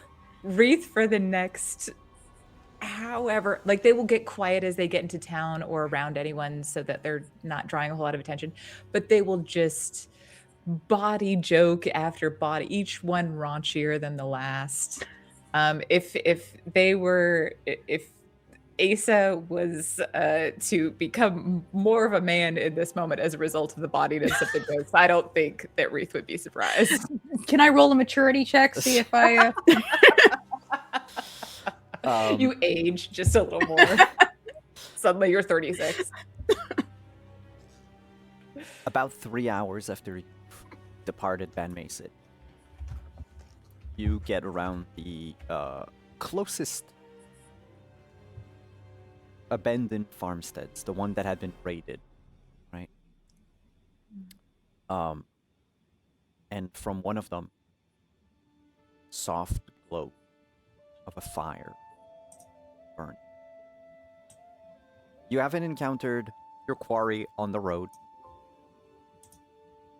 but judging at the speed that you're going, even with the head start that they had, yeah, they're probably in that house. All right. Carefully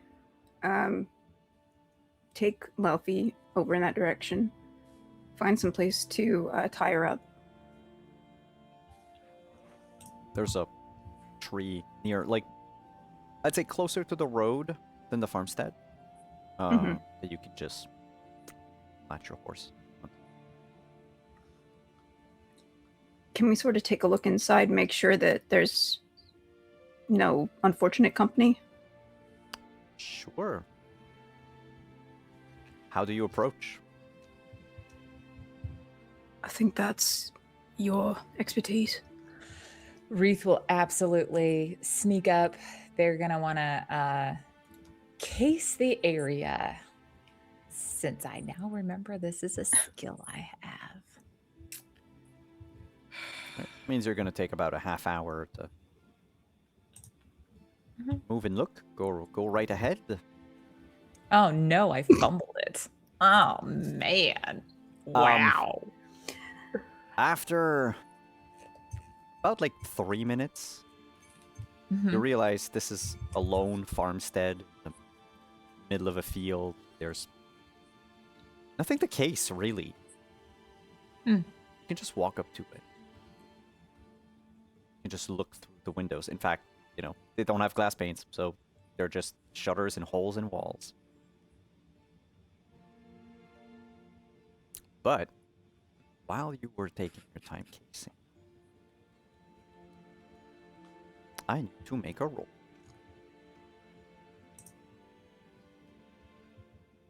Can you give me a stealth? Mm-hmm. And it is night, right? Yeah, it's night. It is night, yes. Excellent. 20. Okay. Is that the one I'm looking for?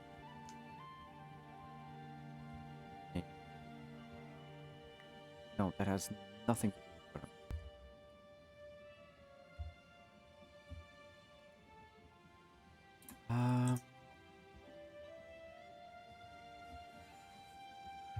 Nope, not here. So they are here.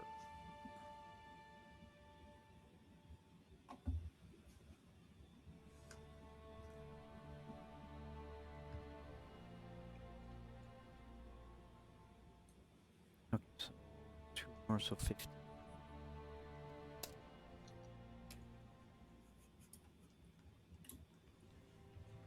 You approach the house, look inside, and there he is, wearing nothing but his shirt, his pants, and his boots. Dawn of Dragonborn, staring into the fire, probably envisioning the rest of his life. Dreaming about what he'll do now that he turned a new leaf.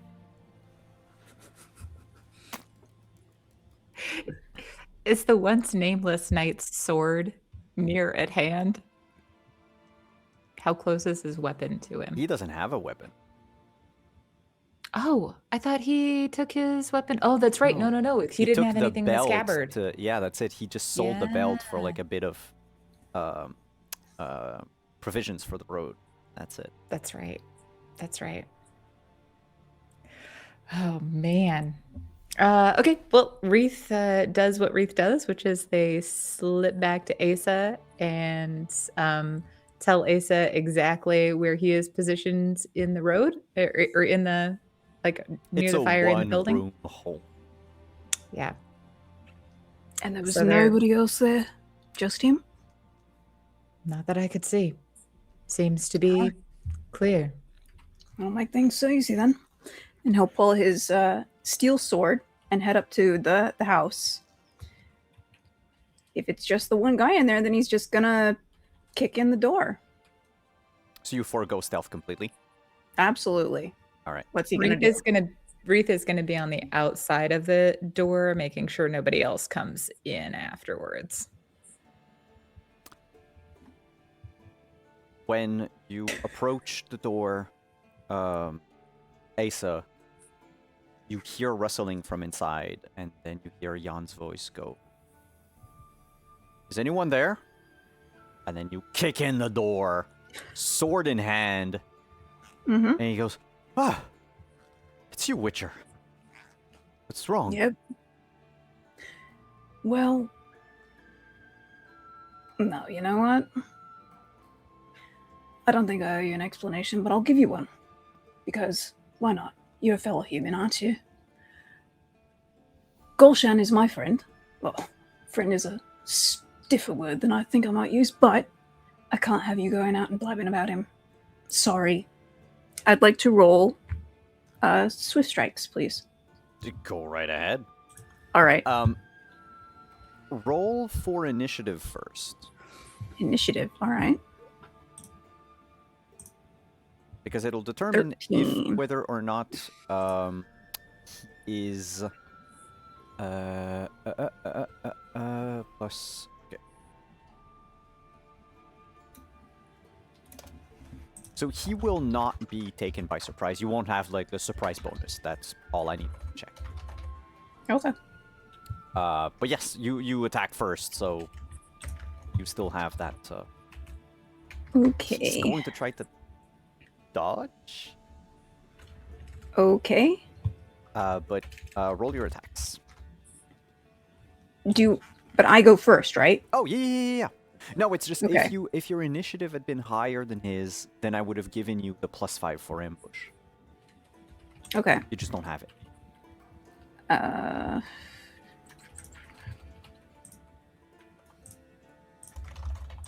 Yeah, the sheet's gonna ask a ton of questions. All right, so against your first attack, I have a 21. Okay. Against your second attack, I have a 20, so both hit. No crits, Okay. but both hit. Left arm. And right leg. Sure. Bring it down one side, up the other. That makes sense. And what is your damage? My damage. Where's my sword?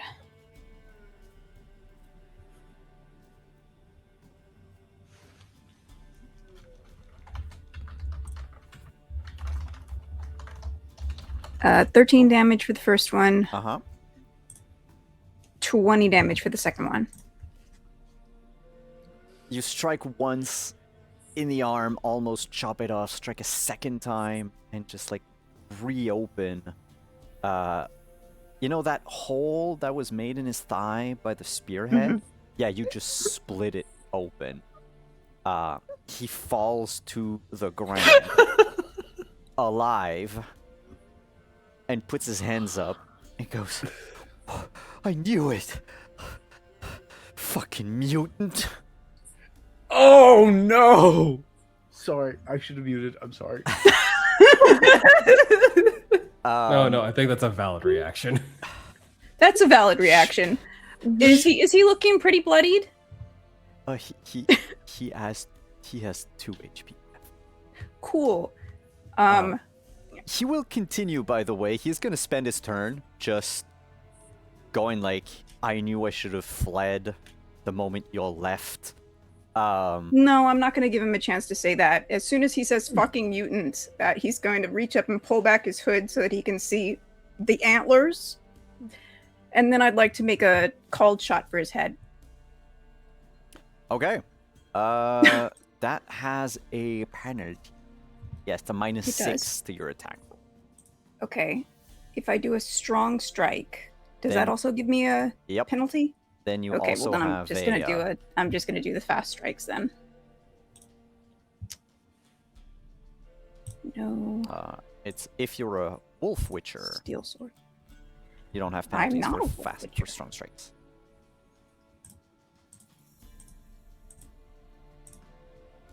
Of course, he's going to try. Oh, I dodge. hit brawling. Shit. I did not mean Yeah. to do that. I'm No. sorry. I saw fast strikes and hit it. Yeah. Basically, what you want to do is, I think it's when you Swordsmanship. click. Yeah, but it's no for extra action. Just take a thing. Yeah, basically the first attack. You just choose like first attack location instead of random. Yeah, Second attack instead of random. I did all the options right. I just hit brawling because I saw fast strikes. It's fine. That was my bad. Sorry about that. There we go. Swordsmanship. Cool. What are the penalties for being like dying? It's What's the It's- penalty for dying? No, I the think penalty dying for- is the penalty for dying. no, Penalty for dying is when death. when you have just a couple of HP left, you are it's your wound threshold. That's what I'm looking for. Threshold. Wound threshold. Okay, halve is reflex. So -3 to his athletics.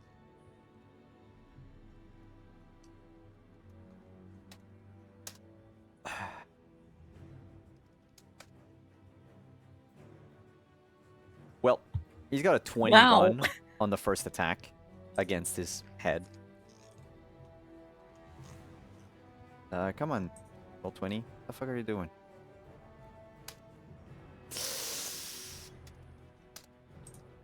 Oh, and he's got a 1.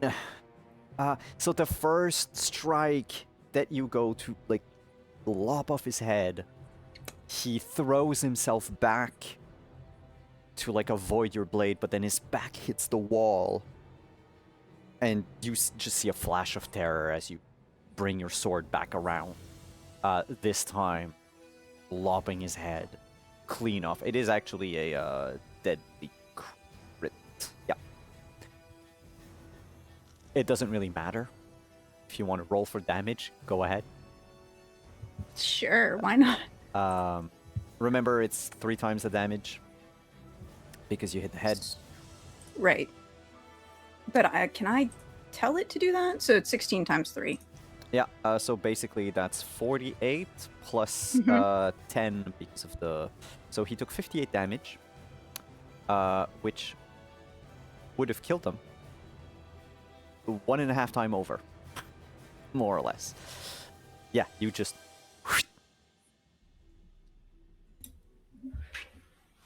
And the head goes rolling towards the fireplace.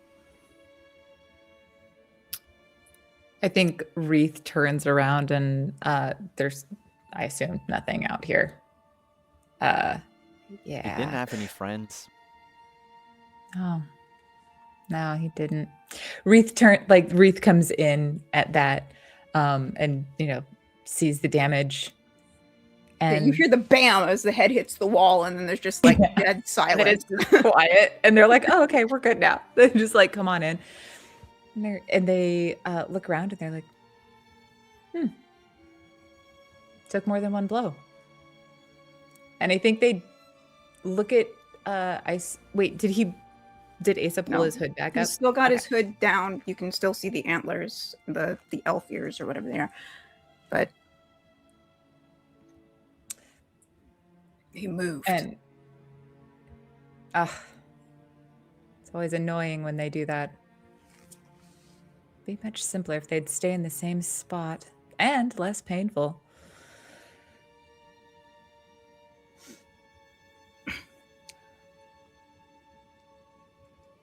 Are you ready? Well, to go back to Joanna? You aren't scared? Should I be? Everyone else is. What, of your horns? Or your blade work? There are 1,000 things that people could be scared of in here. Frankly. Life is too short to live scared. People aren't supposed to have antlers, Wreath. You're right. How did you get yours? Doesn't matter. And he'll pull his hood back up. Should we burn this place to the ground, or should we just leave? Probably better if we burn it. Then it looks like a wildfire. And Wreath will pick up the wood and start setting fire to the far ends of the room. Mm-hmm.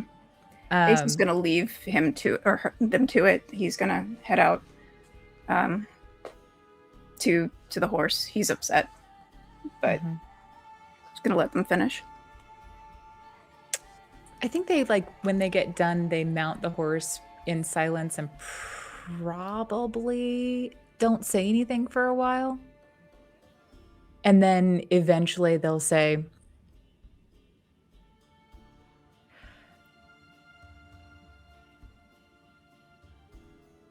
"It's really awful when people judge you. But I don't think you're any more capable of hurting me now than you were before I knew you had antlers.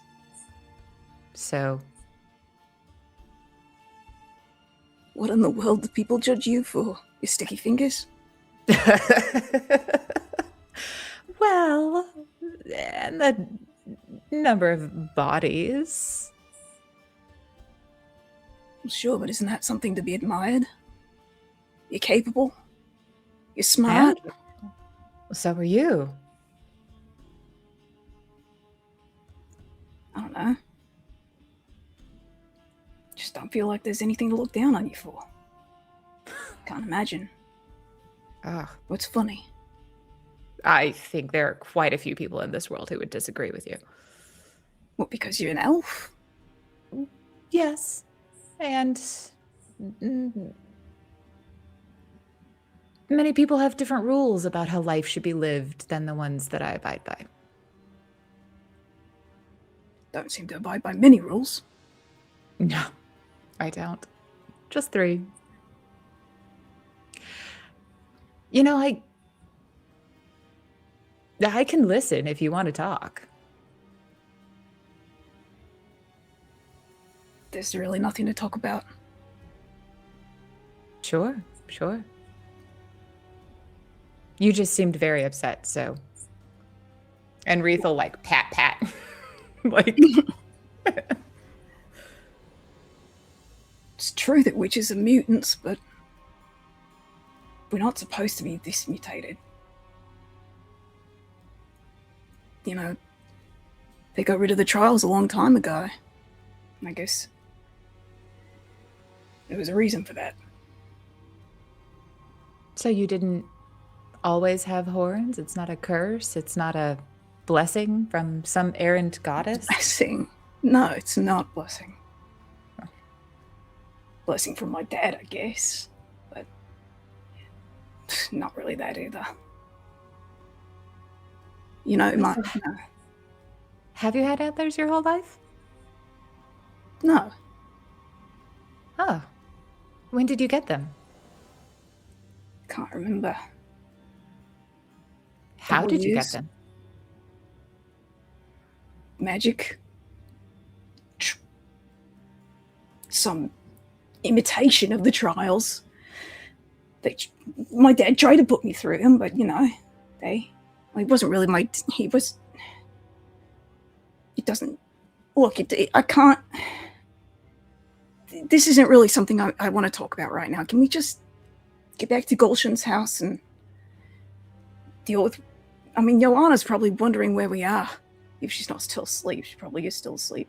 We should get back before Gulshan does. You know? Agreed.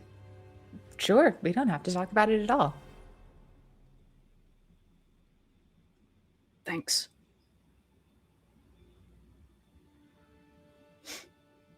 What are your 3 rules, by the way? Oh. Hang on, I have to pull them up because I'd only remember one of them off the top of my head. Hold on just a second, let me get me out. Wreath has lived There a we go. long life, so it wouldn't be surprising that, there are things that they forget from time to time. Thank you. Yes, we're gonna definitely say it's that. Absolutely that, and not Ari's memory. I mean, Um, could you imagine remembering everything for 300 years? oh my goodness. I didn't even write down 300 years worth of timeline. They're just chunks where I'm like, and then Yeah, there are they parts of your life wandered. that nothing fun happened. Yeah. Just normal things, stealing things and killing people. Okay, so this is what Wreath ends up saying. They say, well, you've heard one. Everyone deserves to die.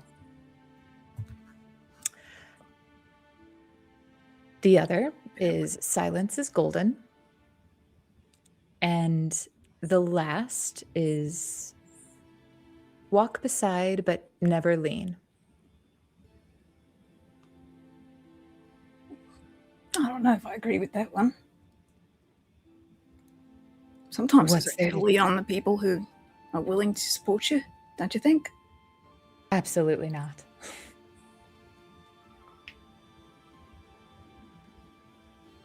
That's You a very rely good on point. people too much and they will inevitably let you down. You set firm parameters and clear boundaries, and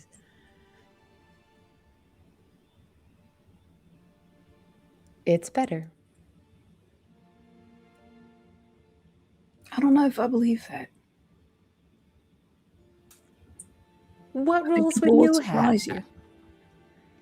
You think people, at this point, nobody surprises me. I don't know. I don't think you're that old. You haven't seen everything.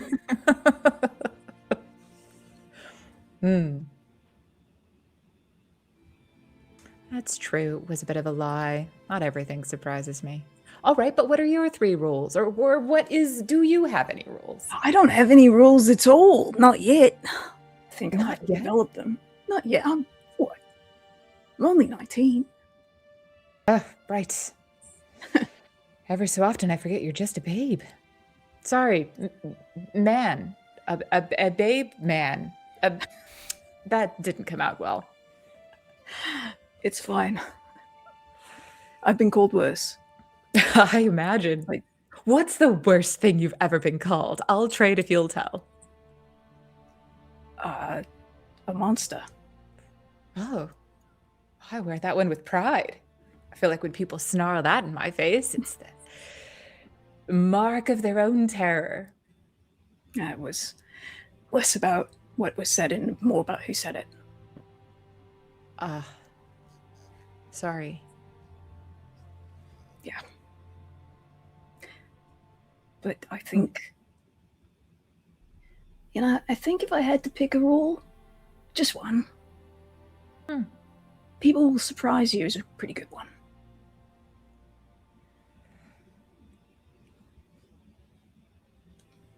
You don't Reed have to like agree. pulls a full-on face from because I think that they're like behind his back, right? So they're just, yeah. they're just like absolutely not. Like on their faces, just like. And it's on that you reach Ban Masid once more. The town is quiet. There's maybe a couple of candles lit in some of the rooms inside the inn, but other than that, it's pitch dark, silent, except maybe for the wind. As you make your way up to Gulshan's house, Joanna is fast asleep. Hasn't heard you at all.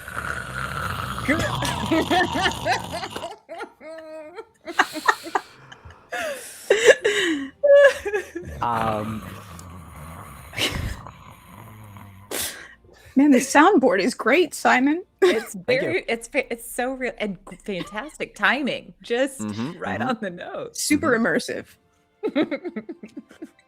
And on that, we're going to fast forward to sunrise, because I would like to spend some time with Joanna before Yutsai has to go.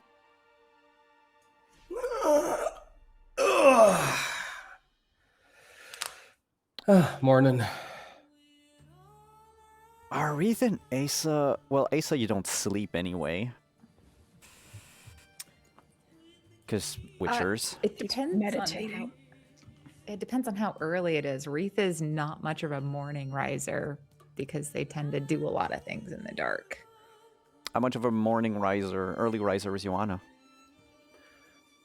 I think just from her apprenticeship days, she probably was kind of get up at the crack of dawn sort of person, but also stays up late, so she's just perpetually exhausted most of the time. Oh, does she make noise when she gets up though? Oh yeah, it's not tiny one quiet. room. Okay. She's not quiet. Then I think Reith like moves from where they were on the ground grumbling, and they go and take Joanna's spot on the bed and just like. Do you curl up like next to the cat, who's also curled up? Absolutely. In fact, I think they like pull the cat in and like try and snuggle the cat if the cat will snuggle them. Well, you're an elf. And in the Witcher universe, your kind has an affinity for animals. You never disturb them. And they will always consider you friendly unless you attack first. So, yeah, the cat lets you pick it up and cuddle. Oh, this is so fantastic for me, Ari, the player who adores cats. So yeah, then Reith absolutely does like pull the cat in, and then they tuck the blanket like up over their head and pull it down tight, so it's just like Reith ball in the middle of the bed now. wreath cat ball. Like cat ball, wreath ball, Mhm. blanket. Like a Matryoshka doll of Joanna. Exactly. Murder. Yeah, in a way. The cat really wants to murder things. It's just its size prevents it from being the apex predator it actually is.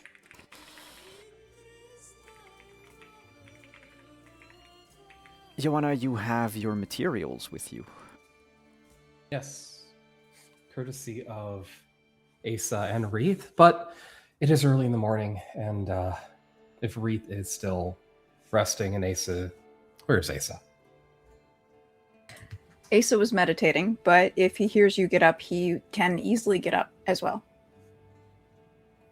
You while you're meditating, you hear like the sounds of morning, the creak of the bed frame easing up, the steps on the wood, the clack of a flint and steel as the morning fire gets started, as Joanna aims to put a pot of water and try to find the most caffeinated tea in Gulshan's hut.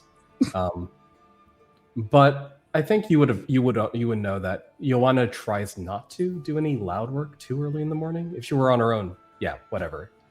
But because she's currently occupying the same space as other people, she's trying to be mindful that everyone else might not be morning people. So it's more just kind of like easing into the morning of the day. Maybe There's drawing not a out. single caffeinated tea in this entire damn hut. You should know that. Gulshan. All right, then placebo effect. It's like, this looks like black tea. I'm going to believe it has caffeine. But yeah, just putting on a pot and perhaps doing some quieter work, laying out the design and trying to figure out how a mobility aid might come together with the materials they have, since I actually don't know the recipe or the diagram or whatever the word is. Yeah, the diagram would give you a +2 because you could look at someone who already built one, look at the schematics. In your case, it's trial and error, basically.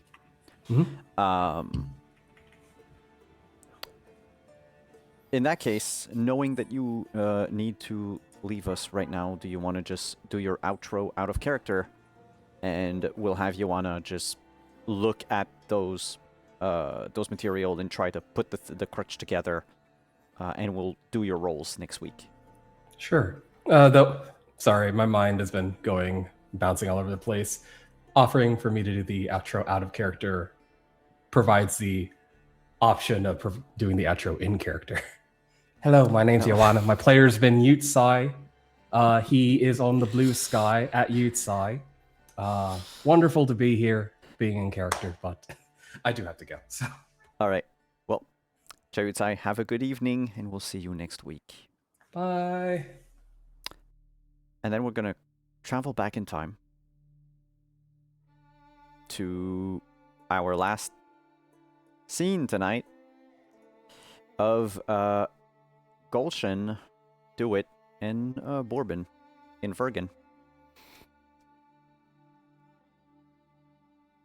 So, what's your plan?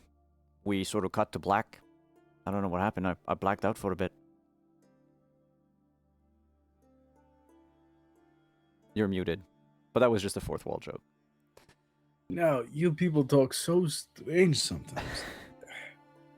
It's almost enough to give me a migraine or a nose. Is that a nosebleed? Anyway, I was thinking that maybe we should try some deception. You want to just walk up to them? No, I want Saskia to raise the dead.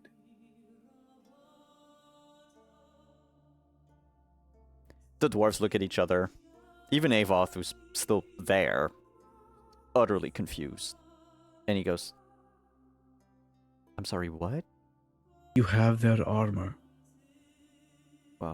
In pieces. Good, all the better to look like shambling corpses. You want us to act like a risen dead? These people seem superstitious to me. If there isn't dead, prevent them from staying here, they'll avoid the place. You don't need a witch, you need a legend. That'll keep this place safe for a long time. I mean, it might attract a witch or two, but let's face it, there are barely any around anymore.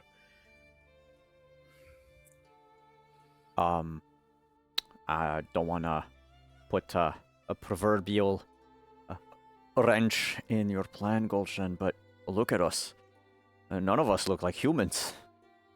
And these Nilfgaardians or whoever they are, none of them, all of them are humans. None of them are dwarves or elves or halflings or gnomes or... Yes, but with your faces covered in dirt and crawling up from the ground in the dead of night. Is there a moon? What moon phase is coming up? Tell me the weather. What's the weather like? You know, I do not...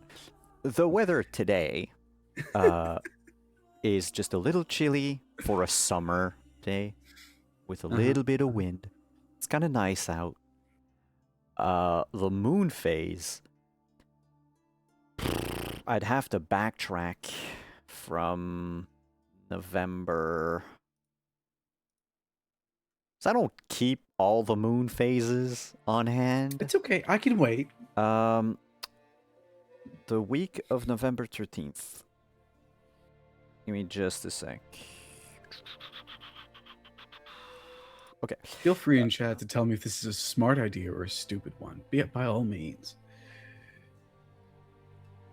All right, so if it's full here...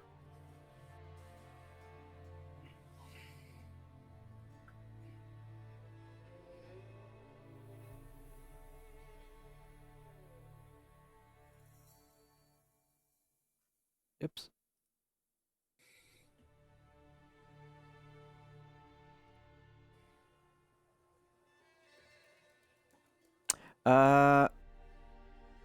You are half a day before them, so right now it is Friday the 6th for you.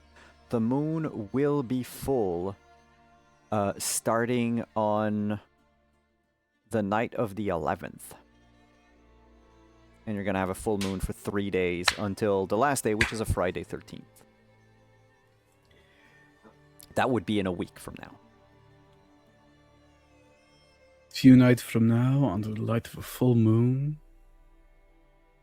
a woman in shining armor, doesn't really matter which one, seen only by the glow of the moon, awakens the dead. Shambling corpses that look ruined and stretched out in strange ways, but only seen in moonlight. Do you see where I'm going with this? Oh, you want to scare them proper? I like that. Exactly. See? And There we better go. than... See? That's why it pays to have a mage. Oh God, here we go again. First off, you cannot just keep on calling me a mage or anything similar to that. You understand that I'm also being hunted right now, right? Oh, so are we. Yes, but Except you can hide your magic. I cannot hide my size. I am a strange foreigner who wears fancy outfits. I feel like people know. Yes, but it's not illegal yet to be Zorganian. Or a Fieri. Yet I don't says remember. a lot. I never remember. Does it really matter after all? Like, who knows the difference? Not of neither of the two dwarves at the table here, for sure. Of course not. Of course not. No. So, it's going to take a lot of planning, but I think that if we make this go right, you won't be bothered here in Vertigan for a long time.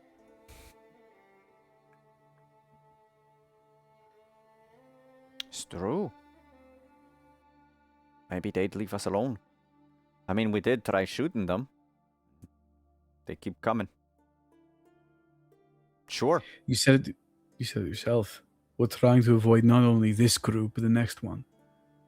We want them to avoid this place. Like the plague. Ooh, that could also be a good one. Faking a plague is a lot of work. And also, it attracts doctors, and doctors tend to document things. You're right. Okay, then. What do you propose? Well, first things first, we need to resurrect Saskia. You're joking, right? We don't know Yes what and she no. is. We need to dress someone up in a reasonable facsimile of what we know her appearance to be. We're gonna need... Borbin goes, we're gonna need a woman. A human woman. He looks around, and his eyes alight upon the elves. Sausage fest. I mean, with the right wig. Evat goes, there was Shanra Ral, but... they finish, but she went to Ashburg.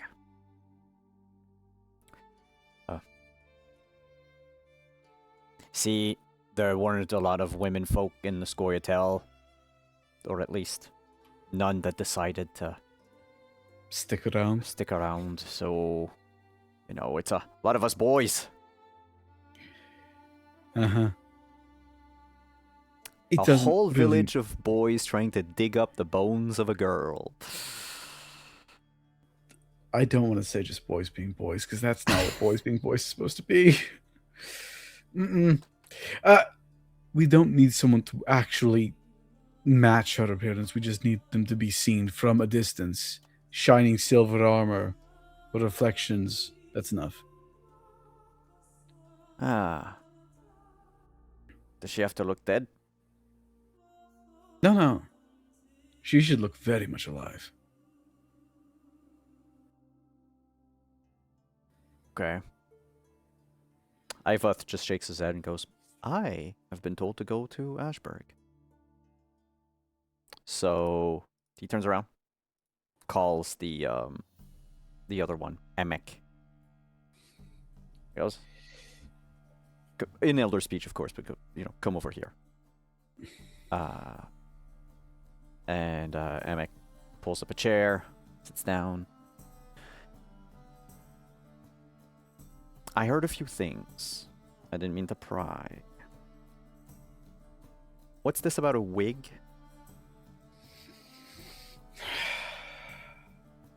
Well, and I think that's just the long diatribe of how to make this work is what's happening next. Mm-hmm. Probably a montage or two. You are going to have technically a week, right, to prep for this entire thing. So while I would be fine with doing a time skip and a montage of everything that happens in those 7 days, there's also the other half of the party. So I kind of need to figure out what they want to do, but also what do you want to do real quick during that montage of things. What's Gulshan doing, basically? Okay. Gulshan Or what do you intend to do, is what I should say, because we're going to go into the finer points next week. The big plan is to create a legend via these cultists. Mhm. They're witnessing it. That under the light of a full moon, Saskia will fall down from the heavens, raise the dead against their fellow brethren, and lead them in a charge to protect this land that was once hers. Just like the kind of thing that would make people want to stay away enough, while at the same time being a thing that few people who aren't superstitious would really believe. Yep, a little throwing the needle. I would rather attract the wrong kind of attention than not divert this kind of attention, to be fair. So if I have to aim a bit more dramatic, I will. You spoke about needing a costume for Saskia.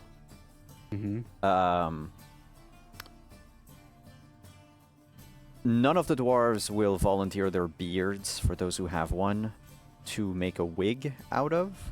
You're gonna have to try to find something else. Maybe straw. Bourbon doesn't really like the idea of making a cheap Saskia costume. He tends to revere her. When it comes to the armor, though, none of them have like plate armor. However, they have pieces, right? But there's no breastplate to properly speak of. But can you give me just a quick deduction roll? And this is taking place basically like on the first day as you're laying out the plan and everyone is like, okay, well, we can go pick this up. We can go do this. We can do that. 21. Gulshan, you have a breastplate at home. I do. It's in very poor condition. Joanna could probably repair it. I'm not saying that to get the party back together. I'm just saying, as luck would have it, you have a breastplate, and they don't. They're very much not equipped to deal with an invading force. Like, these guys were living here and just working here. They've got padding a bit. And the cultists that they fought, I keep using cultist and bandit intermittently because y'all have no idea for now who exactly these people are. So either could be true. These Nilfgaardians, the ones that were attacking Vergen, or at least infiltrating or whatever, they were closer to in dress in a way of the ones that you found like killed along the way to the watchtower, right? The ones that were cut down by the knights, not like the ones that you saw at the watchtower, like their leader, I guess, who definitely had better gear, aside from leather trousers, Gambazon's leather armors. They don't really have hoods. They don't really have anything like metal. The dwarves, a lot of the dwarves have steel-toed boots. And for their part, two elves have their old Scoia'tael armor ripped up, patched up several times over. But they are clearly like green and brown, right? And made out of leather and cloth. As far as like makeup goes, they can finagle something with, just dirt and such. They could take like some, make some plaster, like just a cheap mortar basically, and spread that on their faces. Do it mentions that he once saw a trick.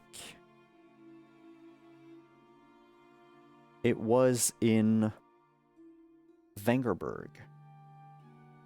He saw a sort of a traveling troupe of non-mages who made a ghost appear by using mirrors. And he wonders if that could help your plan. Because he could, given a week, I mean, he can't make like 5,000 mirrors, but he could try to get maybe like 2 or 3. Gulshan would pull out a hand mirror of his own. Because I'm oh yeah, but you mage, need full body mirrors to have a full body apparition, of course. Of course, but to make someone glow, all you need to do is reflect the moonlight at them at the appropriate angle. That can be a hand mirror. Obscure the face a little bit with that kind of sheen. Okay. Yeah, he can definitely make, assuming that half of the people here are going to be corpses and half are going to be with mirrors or something.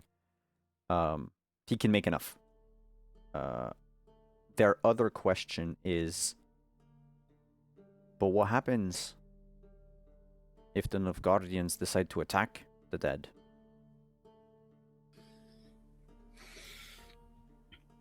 Well, you still have me.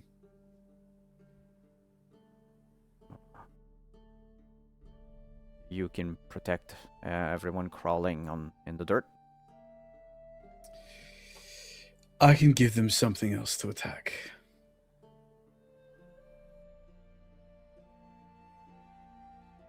Okay.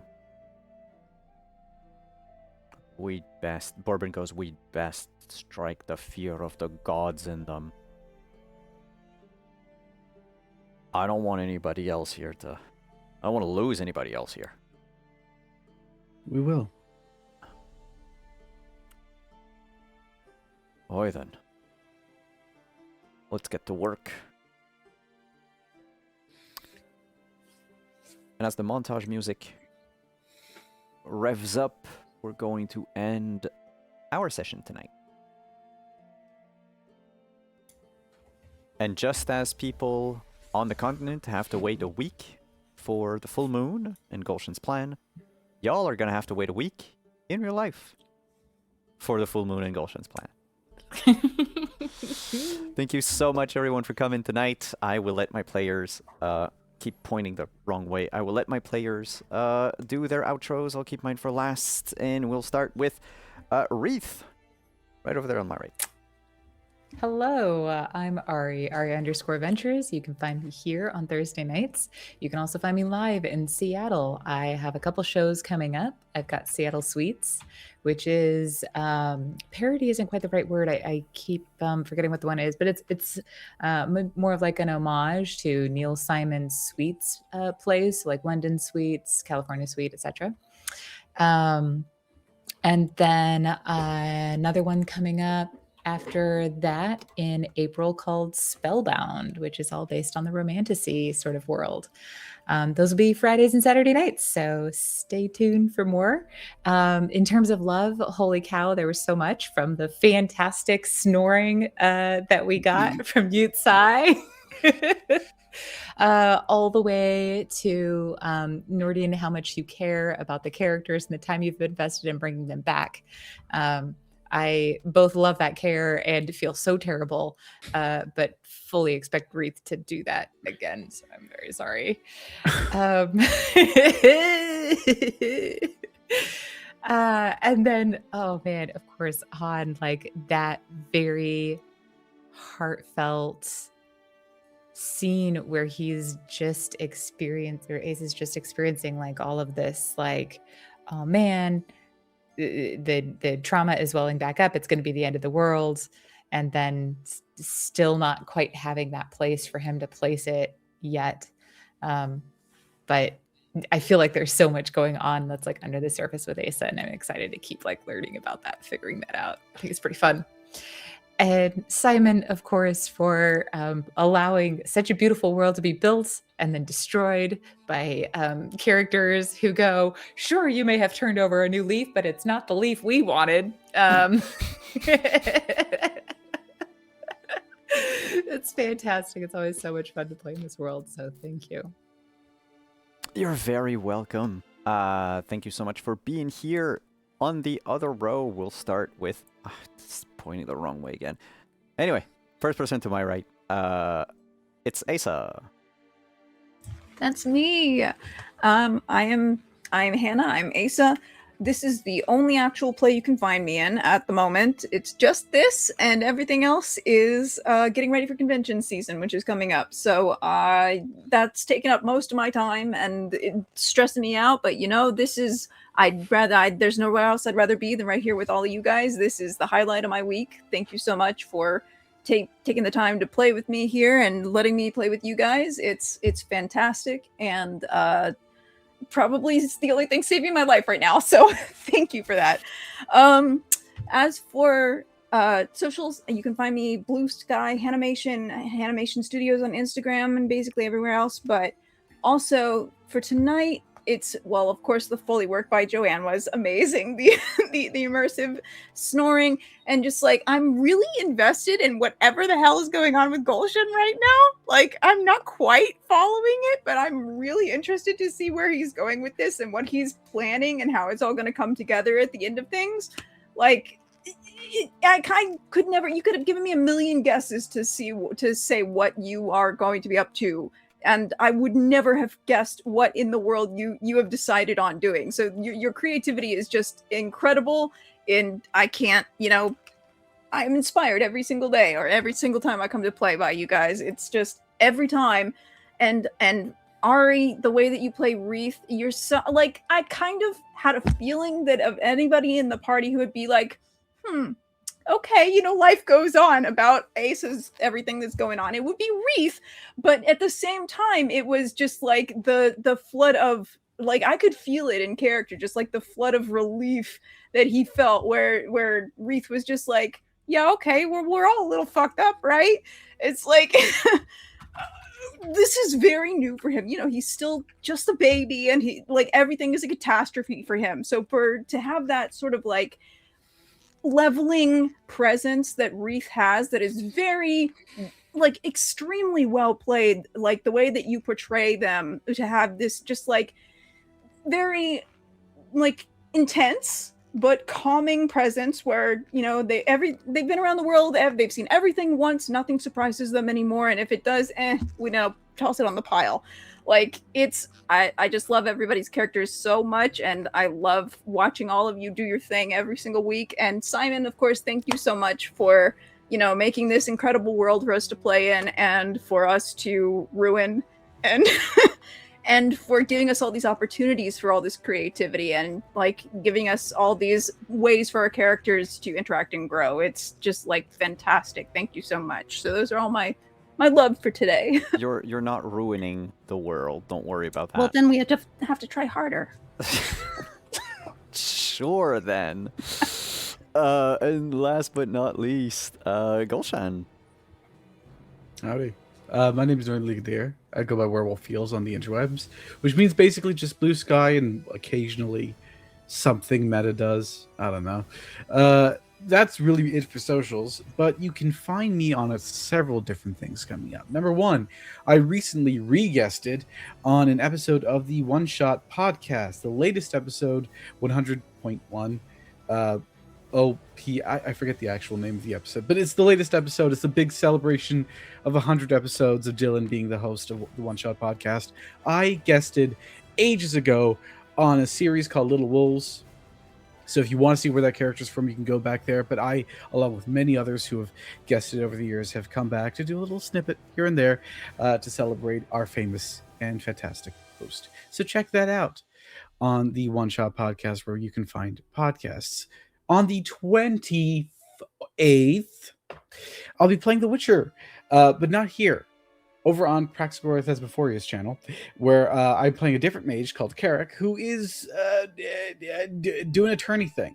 It's a tourney thing. Who knows if it's going to end well or not? I certainly don't. In fact, I'm terrified it's going to end poorly. Isn't that one of the many duels you're good at? It's amazing how many times I've rolled duels in that freaking life path. It's ridiculous.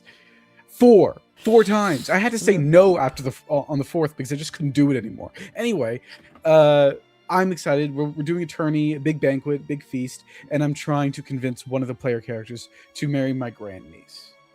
So hopefully that ends well. That's it for now, but March you'll find me playing Vampire on Mondays. And of course you can find me next Thursday right here playing Gulshan again with this master plot that I still don't fully understand myself. I don't know why I suggested this. I don't know why Gulshan suggested this. I didn't realize he was this tricky, but I guess he is. So we're just going to live with it. My love. Oh, I have a lot of love to give because I actually have been watching the episode parts that I've missed. And I have a lot of love to give for the hatching a plot between Ari and Han. I really appreciated both of you and how your characters came to that decision both separately and together, and how it represents your relationships with both Gulshan and with each other, and also with ignoring what Gulshan wants. Noted. Note. I'm just putting that down. I'm putting it down on the side on the chalkboard right now. But it's really cool to have a sort of. It's not like PvP, but it's sort of competitive in a way. It's a sort of. I know what you're planning, but I have a different plan without necessarily making other people feel small. It's very clever world building and very clever character crafting, and I appreciate it from both of you. And I am a fan of what you did, even if Gulshan isn't, and I am sad that guy is dead. I don't know if our dear Joanna Yutsai will be watching this, but Yutsai, I really appreciated just how Joanna's fully developing as a character, surviving that whole leg incident. You can see the changes starting to develop. You can see kind of like the sort of hyper focus that's coming from trying to ignore what's really happening. Like there's layers to it, and I really think it's cool. As for Simon, I appreciate the world he's built. Yeah. But also, I just appreciate how many times you are willing to go check a factoid because one of us is like, "Oh no, I have questions." Just thank you for not getting upset with us, because we love what you've built and we want to investigate more of it, which means look back at your notes again and again and again. Thank you for your patience. It's appreciated. Love that. Very welcome. And of course, this means that we're back on to Simon. Thank you everyone for coming. I have one factoid to fix. In this version of our game, so in the actual canon of The Witcher, there's a comic book that came out when The Witcher 3 was released to explain why Saskia was not part of The Witcher 3, because there were rumors that she would be there, and Yorvith as well, and blah, blah, blah. And so they made a comic on what happened in Vergen. And in the comic, it's Nilfgaard that razed the city to the ground. They came in and they massacred everyone because the dwarves dared stand up against Nilfgaard. The Nilfgaardians had sort of a kind of a non-aggression pact with Vergen that Saskia had made originally to make sure that she could have like her own thing. But she was gone by that point, and the dwarves were like, fuck Nilfgaard. So they shut the door. Nilfgaard blew it down. In this version, so if anyone has read the comic, just don't remember what the name is. It's gonna kill me. It's called Matters of Conscience. So if anyone has read it, the only difference in here is that no, the dwarves did put a defense against Nilfgaard, but then, you know, because the end of the world state that I chose for our campaign, it's Redania when they came in and they were like, this place belongs to us. Oh, look at that. Minorities. And then they just murdered them. They were already in a hole, you know? So might as well. So that's what happened. And they were pretty brazen about it. So, you know, in case y'all were wondering, this is like a little thing that is changed in this world state, because this is literally the worst timeline. On that note, you can find me this Sunday.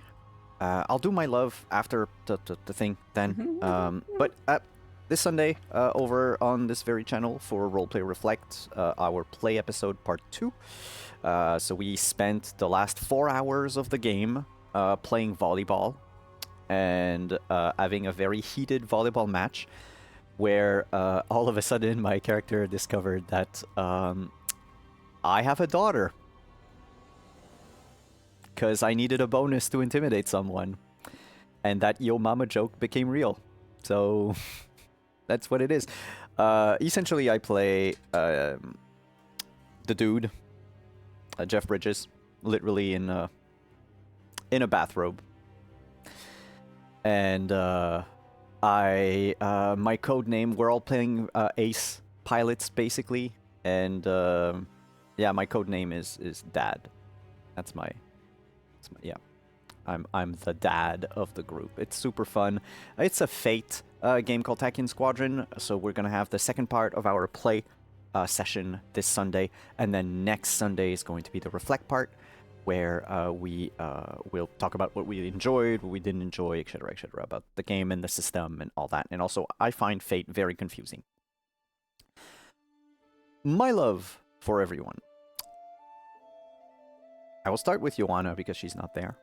I am always both amazed and also... I don't know how to describe it, but I love that Joanna is the most down-to-earth person amongst all of you.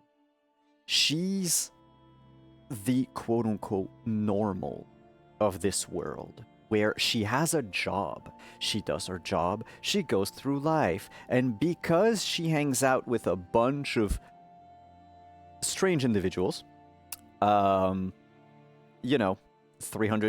200 years old, one's a mage, one's cursed to all hell, and the other one's mutated to all hell. Her life has been completely upended, and she tries every time, and that's what I like about how Yusai portrays Joanna, is to have her just ground her back in reality. Oh, I'm gonna make food. Oh, I'm just gonna have, just do a normal thing. Just do and that's my love for both Ari and Hannah, while the other two party members are off going to murder an NPC who said a throwaway line that could have been interpreted either way. You chose one interpretation. I will never tell you if you were right or wrong. Until when the campaign ends, maybe. You acted upon it. Also, that depended on, Joanna doing her skill checks and all that beforehand. But you acted upon it. Things have changed. Things that should have changed might never change. Things that could have been might never be. And perhaps you saved someone from a bonfire. Who knows? It's not a bonfire, it's a pyre? What is it? Pyre, when it's, thank you. It's a pyre. Yeah. Sorry. Getting late, and I'm also having throbbing pain behind my eye. And, of course, the roleplay of Wreath and Asa both going to the murder site and then coming back from the murder site. In my mind, there was the little farm burning in the back, and just the two of you, having this very deep conversation, which was a stark contrast to the joking that took place before the killing. And then, my love to Norden for Golshan, you came back, got back into the game. I have been waiting a lot of weeks for you to reach Vergen, because everything happening in Vergen, I wrote that kind of mid-season 1, because, I have bullet points and then I expand on things every time. And when you said that you were going to Vergen, I was like, ooh, you're going alone. Ooh, you're going to the lore dumping place.